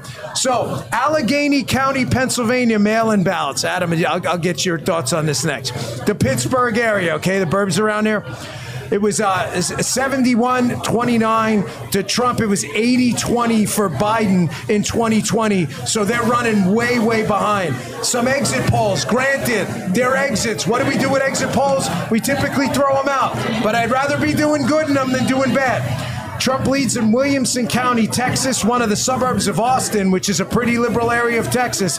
Trump leads, and Biden was +1 in 2020. They called Arkansas for Trump. No surprise there. Wouldn't that be a shocker? If Kamala Harris won Arkansas, I'm wrapping this party up tonight. We're all out of here. Forget it. And then Dallas County, Kamala Harris +13 in 2020. Biden was +22. Producer Jim's going to go do his thing, get us some more info. Adam, again, Pennsylvania, the Austin suburbs in Texas. Is there a single trend going in Kamala Harris's direction tonight? Like, am I missing something? Not that I see. And I thought the Virginia one was the most interesting one because that's the state where 2 years ago Republicans thought they were going to flip one house of the legislature and take total control of the government. Instead, they lost the one house they held. Loudoun County in particular previously had a state attorney who tried to arrest me for doing activism against their wacko city commissioners there, or county commissioners. Instead, now they're trending towards Trump. And to see Pennsylvania, a state where Republicans tried to work with the Democrat governor to get school choice happening. And of course, the union-owned Democrats had to block that. People are sick of the madness and insanity. When you've got bipartisan ideas like school choice being pushed in Pennsylvania, and these wackos want to insist that kids go to failing schools in dangerous environments throughout the state, yeah, of course they're going to be ticked off. School choice is a big issue with me. I was a product of de facto school choice. My parents were not particularly wealthy. A local Catholic school took us on as kind of a charity case. I'm only here speaking to you in semi-coherent English because of school choice. This is the issue that flipped Florida. Black female voters went for Ron DeSantis in numbers, Ron DeSantis, that we hadn't seen in a long time. This is a winning issue for Republicans. I know it's not the sexiest topic in the world. I get that. But this is absolutely a winner. Kim Reynolds in Iowa ran. Yes. Greg Abbott in Texas. I mean, if Josh Shapiro had some freaking balls in Pennsylvania, the Democrat governor, it would have already been passed. But of course he doesn't. He's like a eunuch. But this is a huge issue, especially for minority voters. It's a huge issue for every American because the biggest donors in American politics aren't the Kochs, they're not George Soros, they're our own tax dollars through the teachers unions. These public schools exist to funnel our taxpayers to the teachers unions and big government left-wing candidates. It's the only job they do consistently well. The kids don't learn a damn thing, but every 2 weeks without fail, those unions get our money, and every 2 years, those politicians get that cash. Biggest scam I've ever seen. Can I ask you about Virginia? Because we're seeing good things about it, and it might not go to Trump, and that's fine. But there's a lot of areas, of course, that are near Washington, D.C., and I think that part of why we're seeing positive things from Virginia right now is because so many of them are afraid to tell their neighbors who they're voting for if they're voting for Trump, right? And we saw that video last week of a woman who claimed to be part of the security state yelling at a black Trump supporter for saying that she, in a private conversation, supported him. How do you think the silent vote, the silent Trump supporter, is going to impact this election, especially in places like Virginia where you might not be MAGA country? I think it speaks to what you said before, where people are sick of it. They're sick of the media telling them how to think and denying reality. They're sick of the media saying Kamala's doing a great job on the border, and then half an hour saying she was never in charge of the border. I don't know what you're talking about. And it speaks to the disdain they have for the average American and how stupid they think that we are, that they can say those lies and get away with it. And people are sick of it, and I think you're seeing those responses in states like Virginia as a result. Yeah. Savannah, I've said this to my audience many times, the unbelievable Bongino army, who I love, 436,000. Gosh, you guys are unbelievable. I'm really flattered. I think Donald Trump's lasting gift to the Republican Party, I'll get your thoughts after this too, it's not going to be the policy stuff. Let's be honest. He's run a pretty standard conservative first term. I mean, Middle East policy, tax cuts. This is the kind of stuff conservatives do. There was nothing unusual about his first term. Conservative justices. There was nothing strange. There was nothing even, there was nothing groundbreaking outside of the fact that he acted as a conservative. His real gift is going to be he penetrated this sick Republican culture where we just had forfeited the Hispanic and black vote. We said we didn't, but we did. They'd be like, we're going to urban centers. They were full of shit. I ran in Maryland. I would go in Lexington Market in Baltimore. I know you know the area. There were people like, you're a Republican? Like they looked at you like you were a fucking space alien. Like they'd never seen a Republican in their lives. We always bullshitted people. Donald Trump, I don't know what it is, man. But But he broke through this, and I swear to you, his lasting gift is going to be opening the eyes of minority voters who are now like, damn, these guys were with me the whole time, these Republicans. You know, Dan, you say you don't know what it is, but I'll tell you what it is. He's a businessman and he loves the American people, and he always has. I've been reading The Art of the Deal, and Donald Trump, since, you know, his inception truly, has cared about helping his fellow man, and I feel like that is translated into his campaign. He's not a politician. He's a regular, I don't know if he's a regular American citizen, but, you know, he's somebody that's relatable. He's somebody who can get up on stage. Like one. Yeah, exactly. He acts like a normal person. He's not like Kamala Harris. Isn't that weird, though? He's a billionaire, and like, he's the most relatable guy in the race. And you know why, Dan? Because I was thinking about this, and it's because he has real-world experience. You know why Kamala Harris is so awkward? Because she doesn't have real-world experience. She's not talking to people on the street. Donald Trump has gone to the Bronx, of all places, okay? He's going and he's hanging out with people in barbershops. He's going to freaking McDonald's, okay? Like, he's just not weird around people. He's a normal human being, and it really resonates with the people. Kamala Harris is over here. She can't even fake her own phone call correctly. It's a joke. I know you saw that. Yeah, I did. It was hilarious. But that's what it is. He's so authentic. He's an authentic human being. He sees the problems that we all see, and he wants to fix them at the end of the day. That's it. He, just like me, was censored off of Twitter for years, right? So it's really cool to just see a candidate who can relate to the American people on such a personal level. I mean, let's talk about the overreach of government, the persecution that the average American is facing from, again, a bloated and completely corrupt government. He has truly faced everything that we have. And he famously said, that they're not after me, they're after you, I'm just in the way. And I think we can see that every single day in the way that he acts, in the way he portrays himself, in the way he speaks to the American people. You like Savannah and Adam? By the way, please, where can they find you on X or website? Promote your stuff, and then I got a question for you. Go ahead. Yeah, go follow me on Rumble, of all places. You know, thanks to Elon Musk as well for buying X. This is the first election I'm actually able to commentate on because I was banned for 2 years. But go follow me on X at Sav Says, and then Rumble as well. Incredible platform. We love Rumble. Sav Says, SAV, short for Savannah. She's amazing. You want to see more of her on the Dan Bongino show and the early edition with Evita? I do. We love her content. Adam, love yours too. Where can people find you, support your work? Accuracy in Media. We're on every social media platform. Our website is aim.org. You could join us in putting frowns in the faces of bad people. Well, I tell you what, tonight is looking amazing. And I know, listen, I know shouting fraud's a horrible thing. Like, I get it. But I got to tell you, man, I saw a tweet today. I'm not going to say from who, because I actually like the guy. But he's kind of one of these old school, like, mainstream Republicans. You probably saw the tweet. You see where I'm going with this. And the gist of the tweet was, hey, man, remember, no matter what happens, like, we're all Americans. Yeah, I mean, technically, we're all citizens, but that's not what I've been told. Brother, I've been told, like you've been told, and you've been told, and you've been told that I'm a fascist, I'm a misogynist, I don't like immigrants, I'm a racist, I'm a Nazi. And I'm sorry, man. Like, I don't want to see anybody's feelings get hurt, but I don't really give a shit if we win tonight and you're crying because you ran a dumbass fucking campaign telling people like half of America are a bunch of Nazis when all we want to do is be left alone. I mean, I'm sorry, I'm not in the mood for a kumbaya moment, you know? I disagree slightly. I want to see some feelings get hurt. Okay, well, you disagree in a good direction. I do. If they wake up tomorrow, Savannah, your thoughts on this too. These media people, if I wake up tomorrow, you know what? They should hurt a little bit because maybe that emotional pain is enough. I doubt it.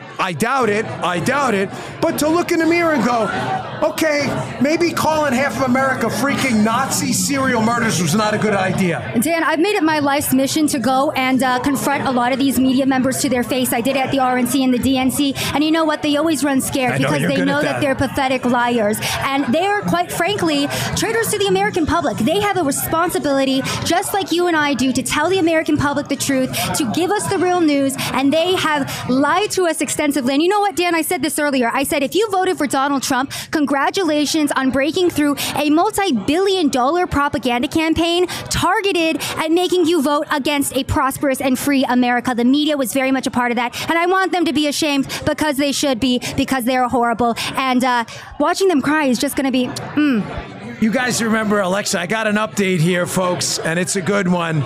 It's a very good one. Now, again, these are exit polls, so take everything with a massive grain of salt. It looks like a boulder. Remember the John Kerry debacle with the exit polls? Was that 2004? They were like, who was it who came in the room? Let me be the first to call you Mr. President.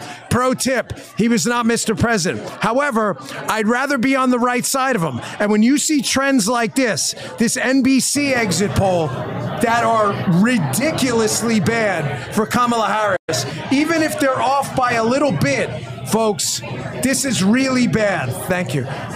NBC exit poll, Hispanic men up 33% from 2020 for Donald Trump. Folks, she's running out of runway to take this plane off. She's got to eventually come up with some exit poll, some of the numbers coming in, some early voting data, because she's just out of runway. Here's some more. New Jersey and Delaware go for Kamala. New Jersey, I bet, is going to be a little more competitive than it was in the past, but that would have been a reach. And Georgia, with 55% of the vote in, Donald Trump's up 11. A cautionary note on Georgia. We don't know exactly the breakdown of who's in and who's not yet. So just a note of caution on that. And Virginia, again, 39% of the vote in. This thing is ridiculously competitive. Adam, you know Virginia politics. I mean, listen, Virginia used to be a reliably red state. I ran in Maryland, sister state, right next door. I know Virginia politics very, very well. Glenn Youngkin wins there. They've got a lot of government workers who sometimes tend to vote Democrat, overwhelmingly Democrat. I think we know that. Virginia changed to a reliably blue state. This does not look good in Virginia for Kamala Harris at all. I think the wild thing with those exit polls, and it goes to what you said earlier about immigration is the issue that bit them in the ass on both ends. Because they thought, we bring in all these immigrants, they're going to be reliable Hispanic voters for years. That didn't turn out to be the case. They're turning into traditional Catholic voters who 2-3 generations later end up voting like Italians and Irish ultimately did. And then the more recent immigrants who come in illegally have turned people off. So on both ends, the immigrants who've been here for several generations now flipping Republican, and the illegals coming in now turning other people Republican. It's the issue that they thought demographics were destiny. In reality, it's destroying them. Just one, sorry, Vita. But wouldn't this be like the greatest fail of all time? That they bring in a number of Hispanic immigrants from around the world thinking it's a reliable voting bloc, and they start to flip to red. It would be the most epic fail. I'm sorry. Well, it would be awesome, but then you have to think, in the short term, they vote really left wing because they get hooked on all these government programs. So I hate to be I'm the gray cloud. That's why I got you here. But I want to ask you, Adam, about this tweet that I was seeing from Obama. He did it. I think he did it earlier in the day, saying we're not going to see election results on the same date, but don't worry about it. And I was listening to MSNBC and CNN this morning, and they were saying the same thing, priming us all to not be ready for results this evening. What do you think is the significance of that? And as somebody who's a lot older than I am, right, at least a little bit, is this normal in American politics that now we just never get election results on the same night? Well, let's remember, we're dealing with government counting these ballots. We're not dealing with Elon Musk and SpaceX. We're dealing with the idiots who can't deliver mail or educate your kids. Yeah. So ineptitude and incompetence are the rules of the day. Now, I'm biased. I'm a Floridian. We're the greatest state in American history. You guys are done right away. I think our people finished counting everything and went to the bar and got drunk. We're done. Yeah. But other states are still run by morons, like the northeastern states, with apologies. I grew up in Jersey, but with apologies to those, they're run by morons. They have dumb rules. Pennsylvania doesn't count their mail-in votes ahead of time. I have no idea why not. Maybe they want to be the center of attention, but sadly, all these states aren't run as well as ours. Savannah, I'm going to take a quick break, folks. I want to just follow up with one last question, and then we'll bring Julie and Mike back for some follow-up on some deep state stuff. But it's about replacement theory, the Democrat kind of voodoo thing, like, oh my gosh, replacement theory. It's a big scam. They're trying to scare us. Folks, Armra, have you heard about this new superfood? Seems almost too good to be true. It isn't. I use it. It's got thousands and thousands of 5-star reviews, life-changing testimonials from users. I love it. Armra, like ARM, A-R-M-R-A. It's the colostrum. I throw it in my protein shakes every day. Colostrum is one of the first nutrition products we receive in life. It contains essential nutrients our body needs in order to thrive. Armra colostrum is a proprietary concentrate of bovine colostrum, harnesses over 400 living bioactive nutrients that can help strengthen the barriers of your body and help fuel cellular health for thousands of research-backed health benefits. It can help strengthen immunity, ignite metabolism, fortify gut health, activate hair growth and skin radiance, power fitness performance, and confer powerful anti-aging and benefits. Look at me. I'm going to be 50 years old, right? We worked out a special offer for my audience. Receive 15% off your first order. Go to tryarmra.com/Dan. Check this stuff out. Or enter Dan to get 15% off your first order. That's tryarmra, ARMRA.com/Dan. Check it out. These statements and products have not been evaluated by the FDA. They're not intended to diagnose, treat, cure, or prevent any disease or condition. They are not a substitute for alternative seeking care from your healthcare provider. And then we'll get right back to Savannah on this question. Hey, you having trouble sleeping or staying asleep? I've been there, but there's hope on the horizon. Beam's Dream Powder. They sent me some to try. The problem is it tastes really good too. It's been a game changer. We're sleeping well, we're sharper, more focused, and ready to tackle whatever life throws our way. Other sleep aids cause that next day grogginess, but Dream contains a powerful all-natural blend of reishi, magnesium, L-theanine, apigenin, and melatonin to help you fall asleep, stay asleep, and wake up refreshed. Right now, Beam's offering my listeners exclusive early access to their cyber sale. It's their biggest sale of the year, and my listeners can shop it early before anyone else. Get up to 50% off when you visit shopbeam, BEAM.com/Bongino. Use code Bongino at checkout. Get a good night's sleep. You've been hearing me rave about Dream all year. It's your chance to finally try it for the lowest price of the year. So head on over, shopbeam.com/Bongino, enter code Bongino and unlock your early access. That's shopbeam.com/Bongino, code Bongino for up to 50% off. Thank you to all our sponsors for sponsoring election night. We really appreciate it. So Savannah, you doing so much good quality journalism. It still does exist, folks. People do it like Savannah on the immigration issue. They are so terrified about us talking about this that they're trying to put the racist boogeyman on us. Now, you and I know that's bullshit. I mean, your name is Savannah Hernandez. It's like kind of hard to make that case, but they will anyway. Yeah. And they throw out this replacement theory thing that, oh my gosh, this replacement thing you guys talk about is so racist. Yet the interesting thing about that is I have played this replacement theory demographic destiny soundbite on my show at least probably 25 times. And it's all Democrats talking about how they want to replace you with illegal immigrants. And I'm like, hey guys, if this thing is some big racist boogeyman, then you guys are the worst offenders. Right, and the media has done a really good job at trying to scare us out of talking about this issue by labeling it this big racist thing. But you're absolutely right. It is not racist to love your country. It is not racist to have a secure border. It is not racist for your women and children to want them to be safe, right? And you're completely right when it comes to this issue. I was just in Logansport, Indiana. Have never heard of this town in my life. About an hour north of Indianapolis.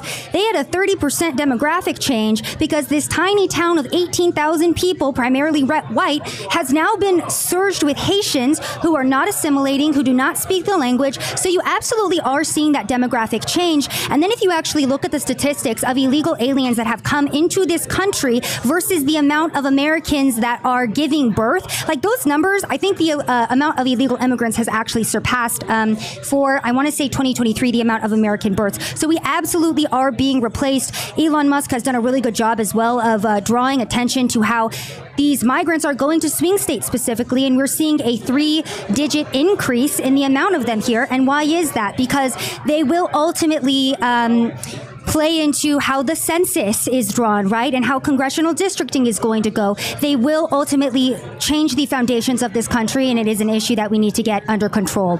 Well, I want to thank you guys for joining me on the panel. We're not done. We'll bring you back. Go have a adult soda if you'd like. Up to you. We have no rules on drinking. I'm not going to say I've never been intoxicated on the air. There was a New Year's Eve party. I believe Mom was there one time, and I said, "Hey," I was with Fox. I said, I was out like drinking before, and they were like, "Just don't curse on the air. It's all okay." But that was New Year's. But have a drink. It looks like a good night. We'll bring you guys back. Thanks so much. We appreciate it. So yeah, bring over Julie. So any updates for us? What's that? 464,000. Get us to 500. If we get to 500,000 people, I'll tell you what, 500,000 people, I'm doing a double shot of tequila because where's Kyle G? Where's my man Kyle G? Hey, Kyle, are you around? Is that Miles from Brickhouse Nutrition? Hey, Miles, come on over here. Say hello. It's another one of them. I want you to meet this guy. This guy, folks, was one of my original sponsors. Just come over, wave to the camera on this side, because this guy was amazing. He stuck with me early. That's Miles when I talk about him from Brickhouse Nutrition. Here, sit down for a second, brother. You're a good man. You were one of my original sponsors. I appreciate it. Tell me quick, when we first get that, your brother, man, it's so good to see you. Amazing. But Miles, you clearly take the product. I mean, look at this guy. He's kind of jacked. He's making me look small. Get out of that seat. It's like a foil effect now. But just talking to the mic. So you were legit my first sponsor ever. Number one sponsor, yeah. What did you see in the show, man, early on? We saw Dan on the Mark Levin show, and Adam and I were first building, my brother, we were first building the company, and we said, I think we can get him as a sponsor. And my brother goes, let's make like a Twitter poll or something. And will Dan Bongino sponsor Brickhouse Nutrition, yes or no? And you just DM'd us, fly down to Florida. So the next week we flew down. We met in a Panera. Met you in Jupiter. Do you remember that shit? That was fun, met you in brother. Panera. My brother, the Navy SEAL, he's got his long hair all tatted up. I fly down with the same weird long hair, and brother, we made some deals. You're a patriot, bro. It's a pleasure. Folks, support his company, brickhousenutrition.com. Hey, thanks for coming out tonight, Thank you Miles. so much We for having me, appreciate it. Dan. This guy's the best, man. He was one of the first ones with me. Get this thing to 500. You get this thing to 500. I am Kyle G. Come over here, Kyle. This is Kyle G. I talk about him on the air. It is his restaurant.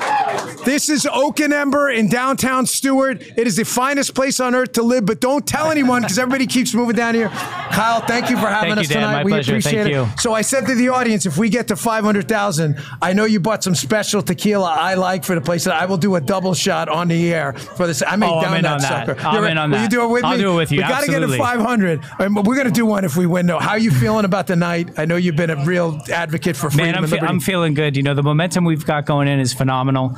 I don't really see how anyone can watch Kamala and actually vote for her. So I'm feeling good about tonight. I'm glad to be here. I'm glad you guys are here, and I'm ready to rock and roll, folks man. in the chat, can you thank Kyle for me? This guy has been so amazing. He's been going out of his way. Thank you. So Kyle G, he's a patriot, and thank you for being a businessman and employing people and not apologizing for love and liberty and freedom. Thank you. Hey, my pleasure. And look at the shirt he's got on. He's rocking the Outlaws shirt.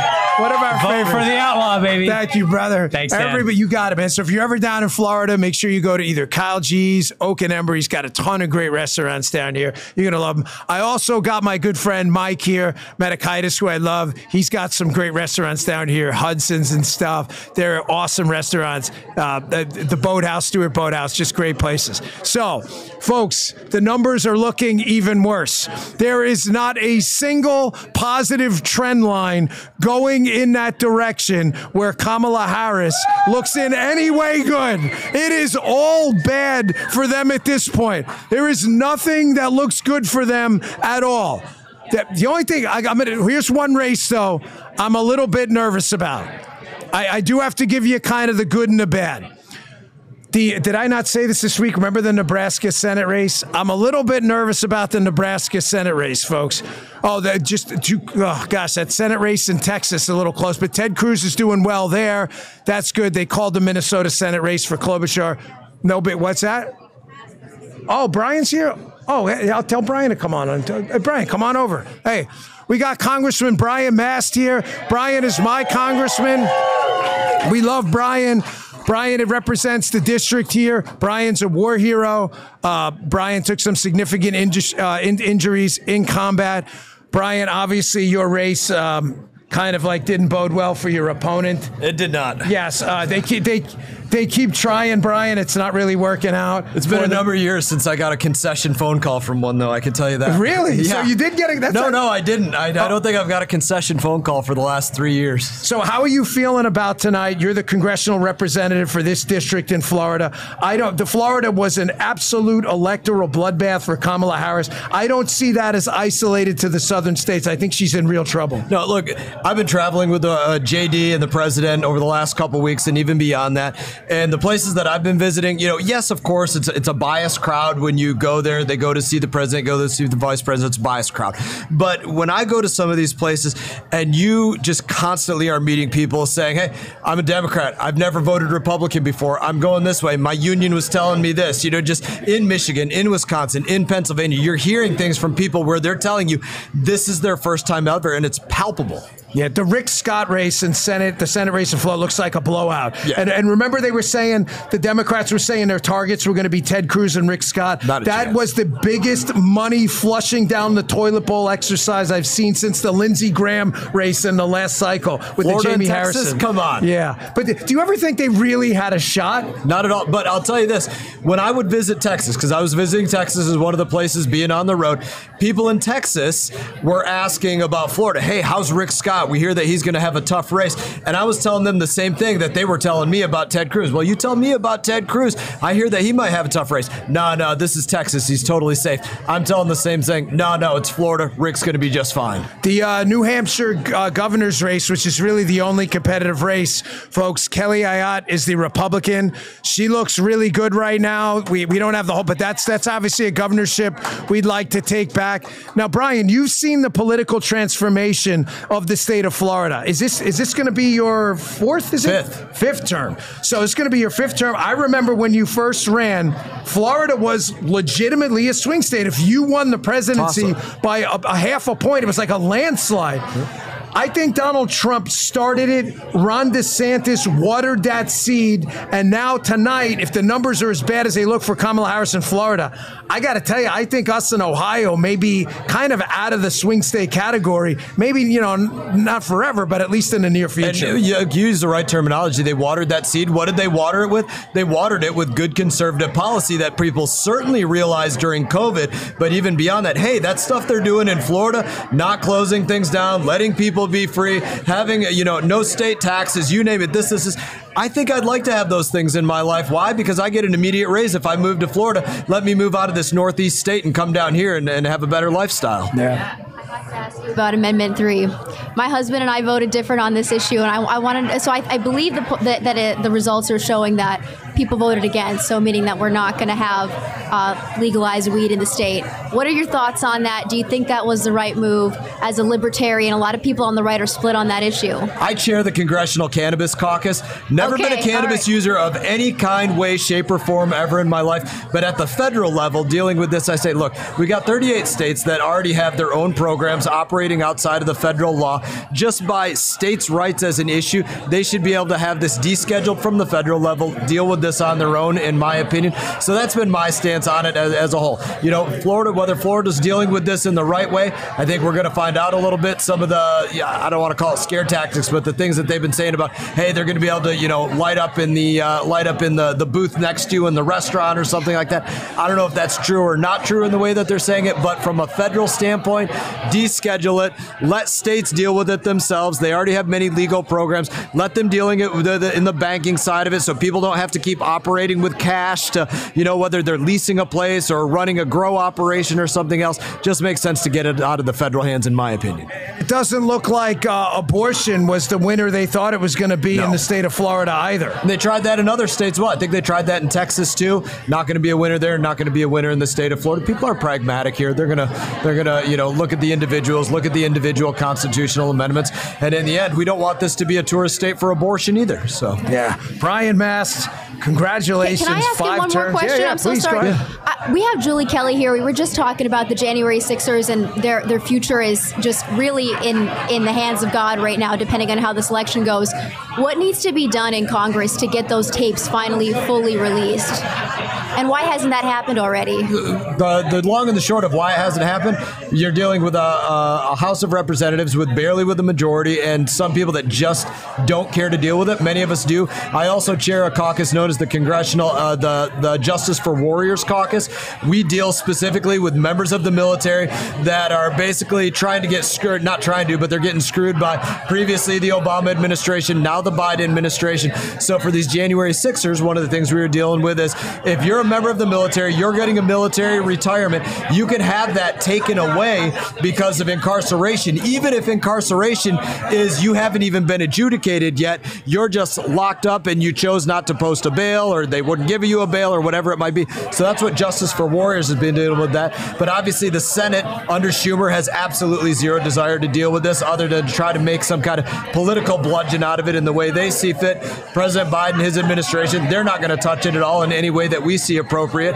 And again, just there's a lot of Republicans that unfortunately don't want to deal with it. I'm for dealing with it. I think we owe them that, but there's too many that aren't. Brian, we're talking to Brian Mast, folks, congressman from the state of Florida. He's my congressman. I know I said we'd let you go. One last question I have for you. Predictions, whatever. They're like, assholes. Everybody's got one. I get it. But I think we're, a good part. And it's 9/11 Eastern time. Are we going to hold the House? Are we going to add to the House? Or are we going to hold the House and lose a few seats? I absolutely think there are some seats that we may lose. I haven't been able to see any of the numbers yet or how things have been turning out. I just came from my own, talking to press, answering questions. But I know we had some tough races there, but I know there's some seats they thought we'd pick up in Michigan, despite the fact that we might lose one or two in New York. So I think you might see some flipping. I do think we hold the majority. I don't think you're looking at a majority of 20. I think, maybe we could see a majority of, 5 where we're at right now, up to 10, but I don't think it's much more than that myself. Yeah. And on the House, as you well know, you work there, you need that leeway. People get sick, you need a bit of a buffer over there. They get sick, but it becomes a place like the Senate where every representative is their own island where they get to make all of these demands, and if you don't give me this pet, whatever it is, I'm not going to get on board for this thing that the country really needs. And you see it time and time again, of course, in the Senate, because they just got this very, very slim majority that goes back and forth. But now you see that in the House, too, where you can't get anything through without getting that one guy, and you have to give that guy, absolutely everything, the kitchen sink, in order to get him on something that should just be common sense. But yeah, it happens. Congressman Brian Mast. Dan, thanks for buddy. your time, brother. Appreciate Always good to see the congressman. Folks, listen, he's been here a while. I remember when he first ran. Yeah, just be careful. There's a lot of wires over there. We're sitting here broadcasting live from Oak and Ember in the greatest city on earth. That's actually kind of a small city, but Stuart, Florida.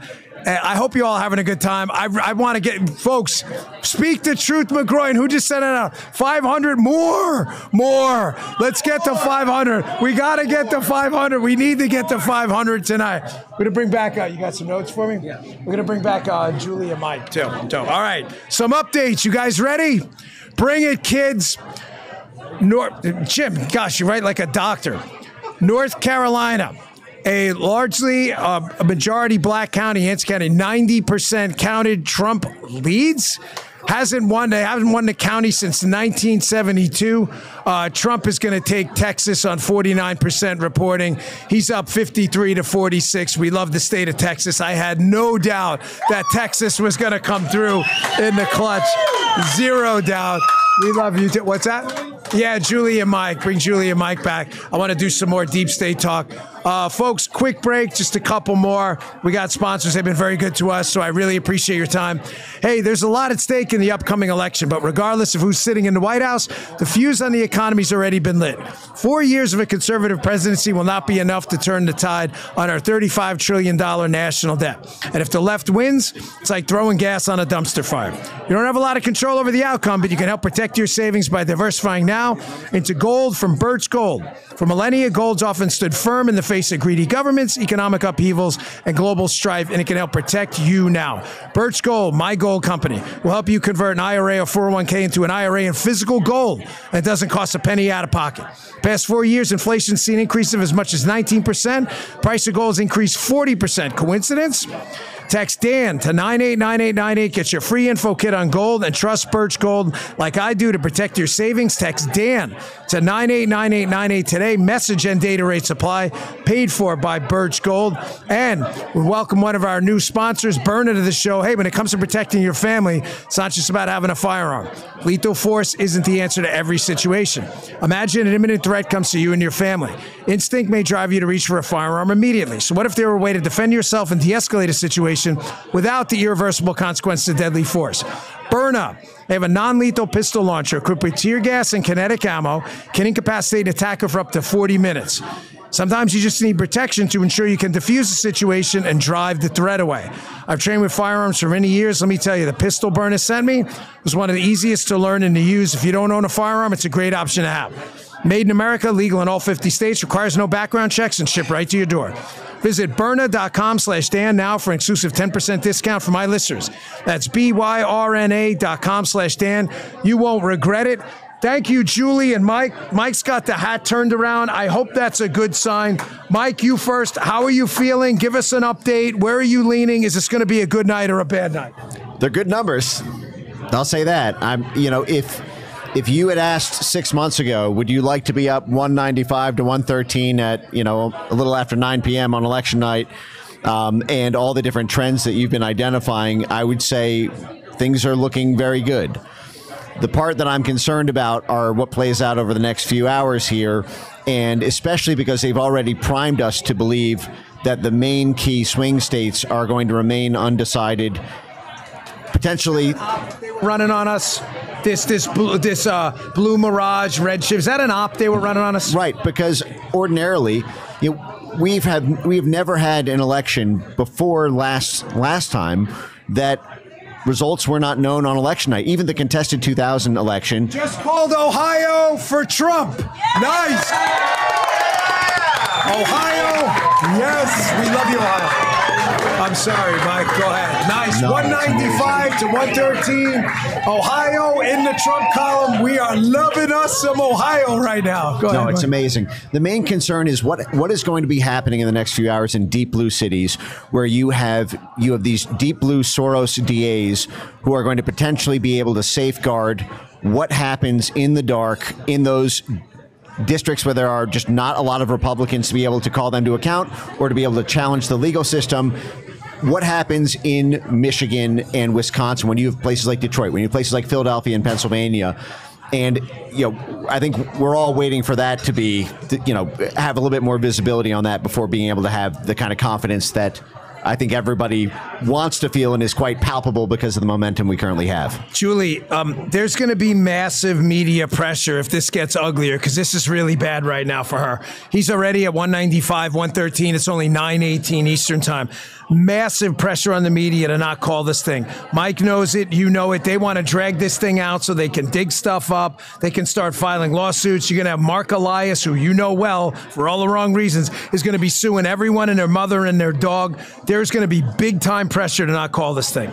There is. And then that's why I think Google was suppressing anyone calling the race. They weren't going to promote any posts about that. But I think this has been part of the orchestrated campaign against Elon Musk, is that he's not going to prevent Donald Trump from saying that he won, or other commentators or independent news outlets from claiming that Donald Trump won. So the outrage from the media will be partially their loss of control, because they controlled it. Of course, they controlled Twitter in 2020. The game has totally changed.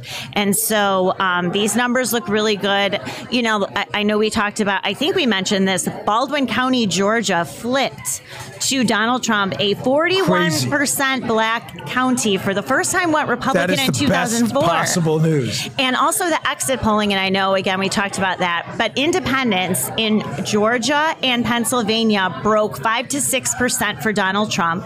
They were tied right now in North Carolina, 49-49 independents. So none of this data looks good for her. And of course, obviously the black vote, the Hispanic vote, and the gender gap they were banking on a 20-point gender gap, at least, women to men. It does not look like that's materializing anywhere.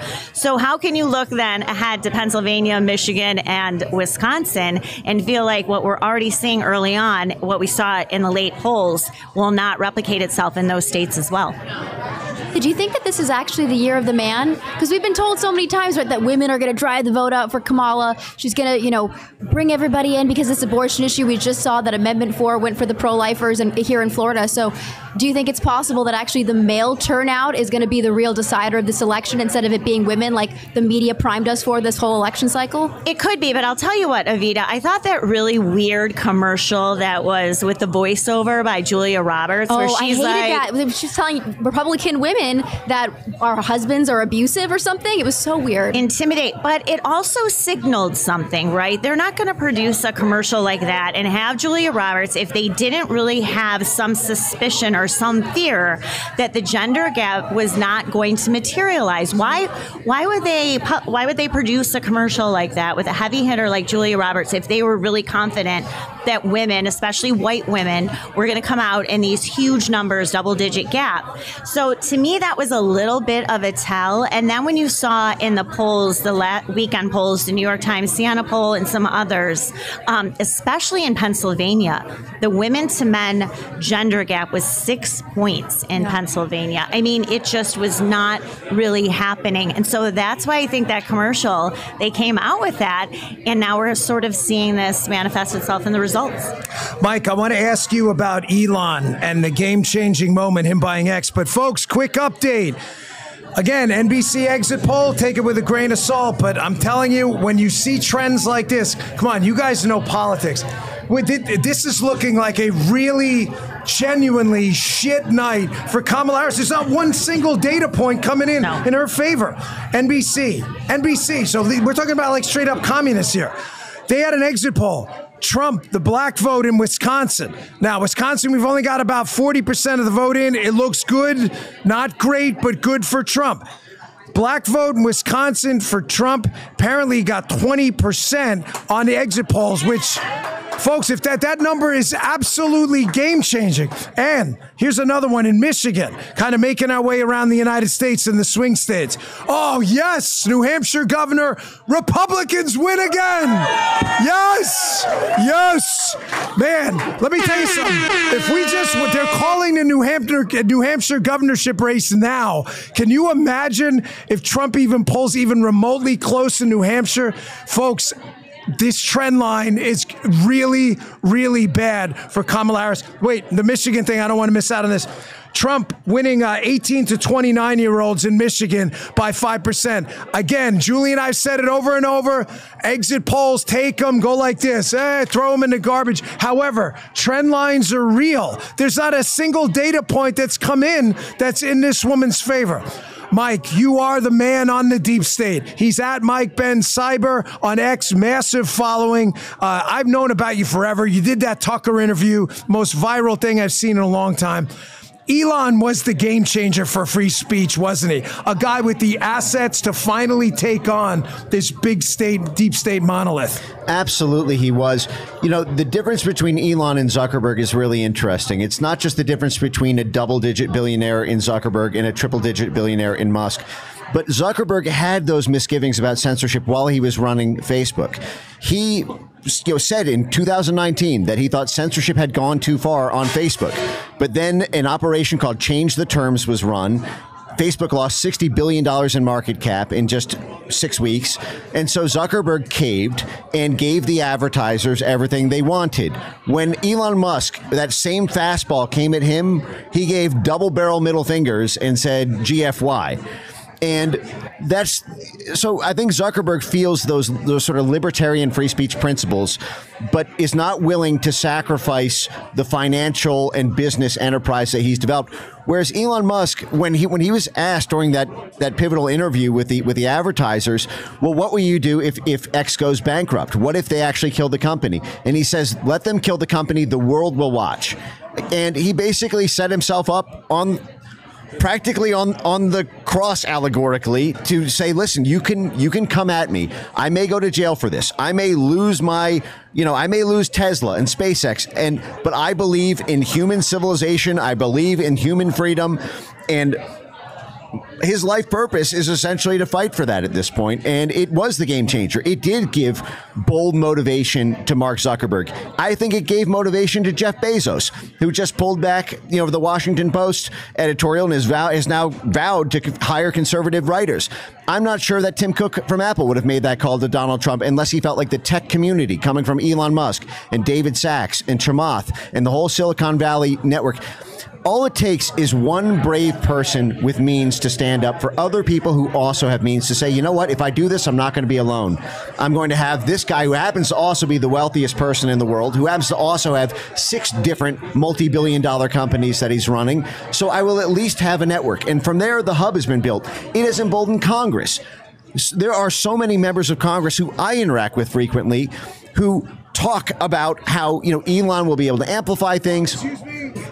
Texas Senate race just called. Ted Cruz going back to the United States Senate. Yes. Yes. And the margins. This is a Tom Hanks moment from Castaway. Look at what we have created. Ted Cruz back to the Senate. Sorry, Mike, but that's a big one. And by 6 points, too. It wasn't even close. It wasn't even close. And the Democrats take your money, flush it down the Texas toilet bowl because you lost it. Texans were never going to put a communist in the U.S. Senate. No dice on that one. Sorry, Evita, you're up. No, Mike, I need some water. No, you're good.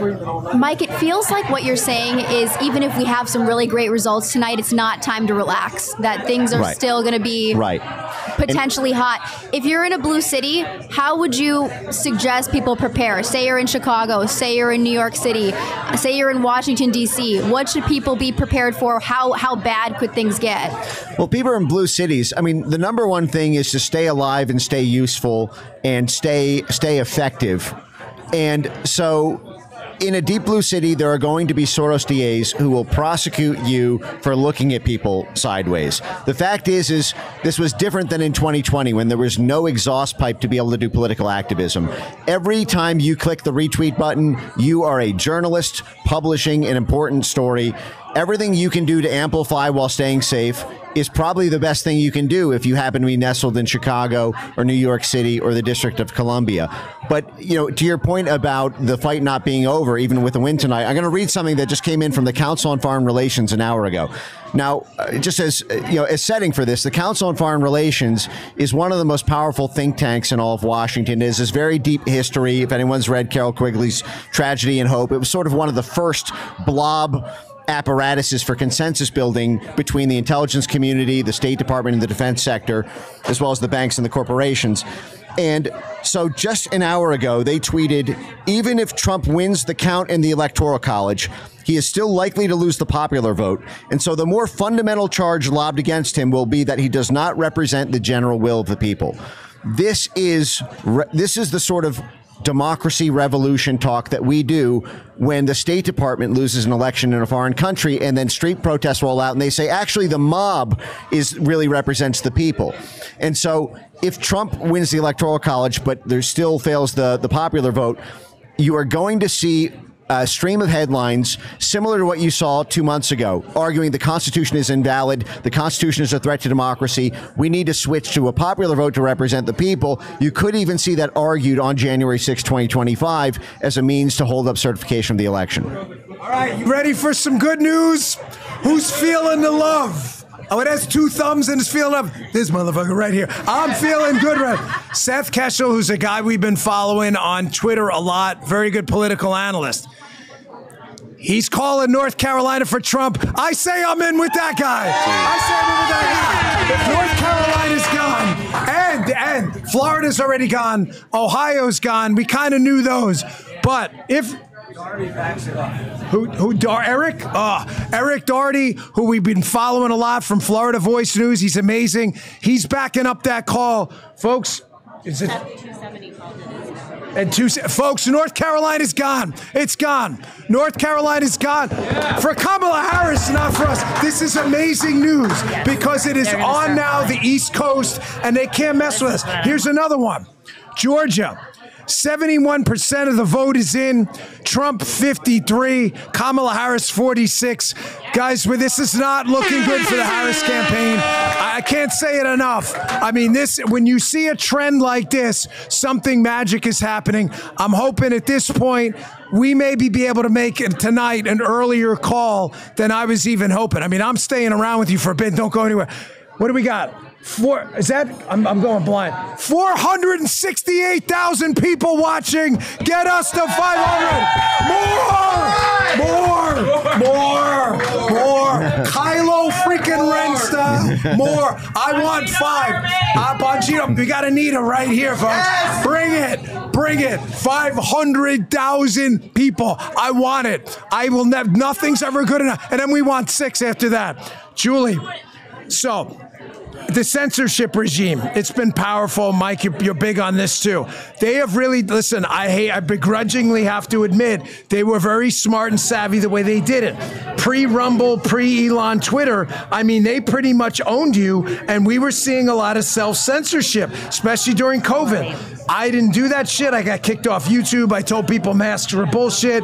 They sent me some horseshit message, say it again, we're going to kick you off. So I said it the next day twice, and they kicked me out. But what they did really worked. If Donald Trump were to win tonight and things are looking amazing, please God, I'm not using his name in vain. Do you think it changes things for the better, or you think they double down and go absolutely nuclear? I don't know. I mean, I would defer to Mike on that. So what he's talking about is some of the big tech moguls then now sort of falling in line. So you saw Mark Zuckerberg say very complimentary things about Donald Trump after the assassination attempt. And the reporting that some of these big tech titans have been reaching out to Donald Trump. Will they take a lesson to see how not just successful Elon Musk is, but influential, right? I mean, he is an icon now. He is he's a legend for free speech in America. So will they start, dragging and kicking, coming along with that? I think that some of them are probably reevaluating it. To your point, well, Mike, what do you make of Julie's point that they're reaching out? We do know Zuckerberg reached out. Is this all? I don't trust Zuckerberg as far as I can throw him. Is it a big head fake? Well, Zuckerberg is risk averse, and he did not develop bravery until around October 2023 when he started to actually fire. This was actually not widely reported, but the censorship industry top heavyweights were all talking about this about a year ago. Zuckerberg was quietly following in Elon's footsteps and remonetizing people on the partnership program there about a year ago. And then it finally came to Jim Jordan, that letter where he effectively said it was the Biden administration's fault that we censored this and we won't comply again. The platforms want the freedom to operate in the free market. They don't want this government coercion forcing them to censor or to not sell products. Like Amazon was effectively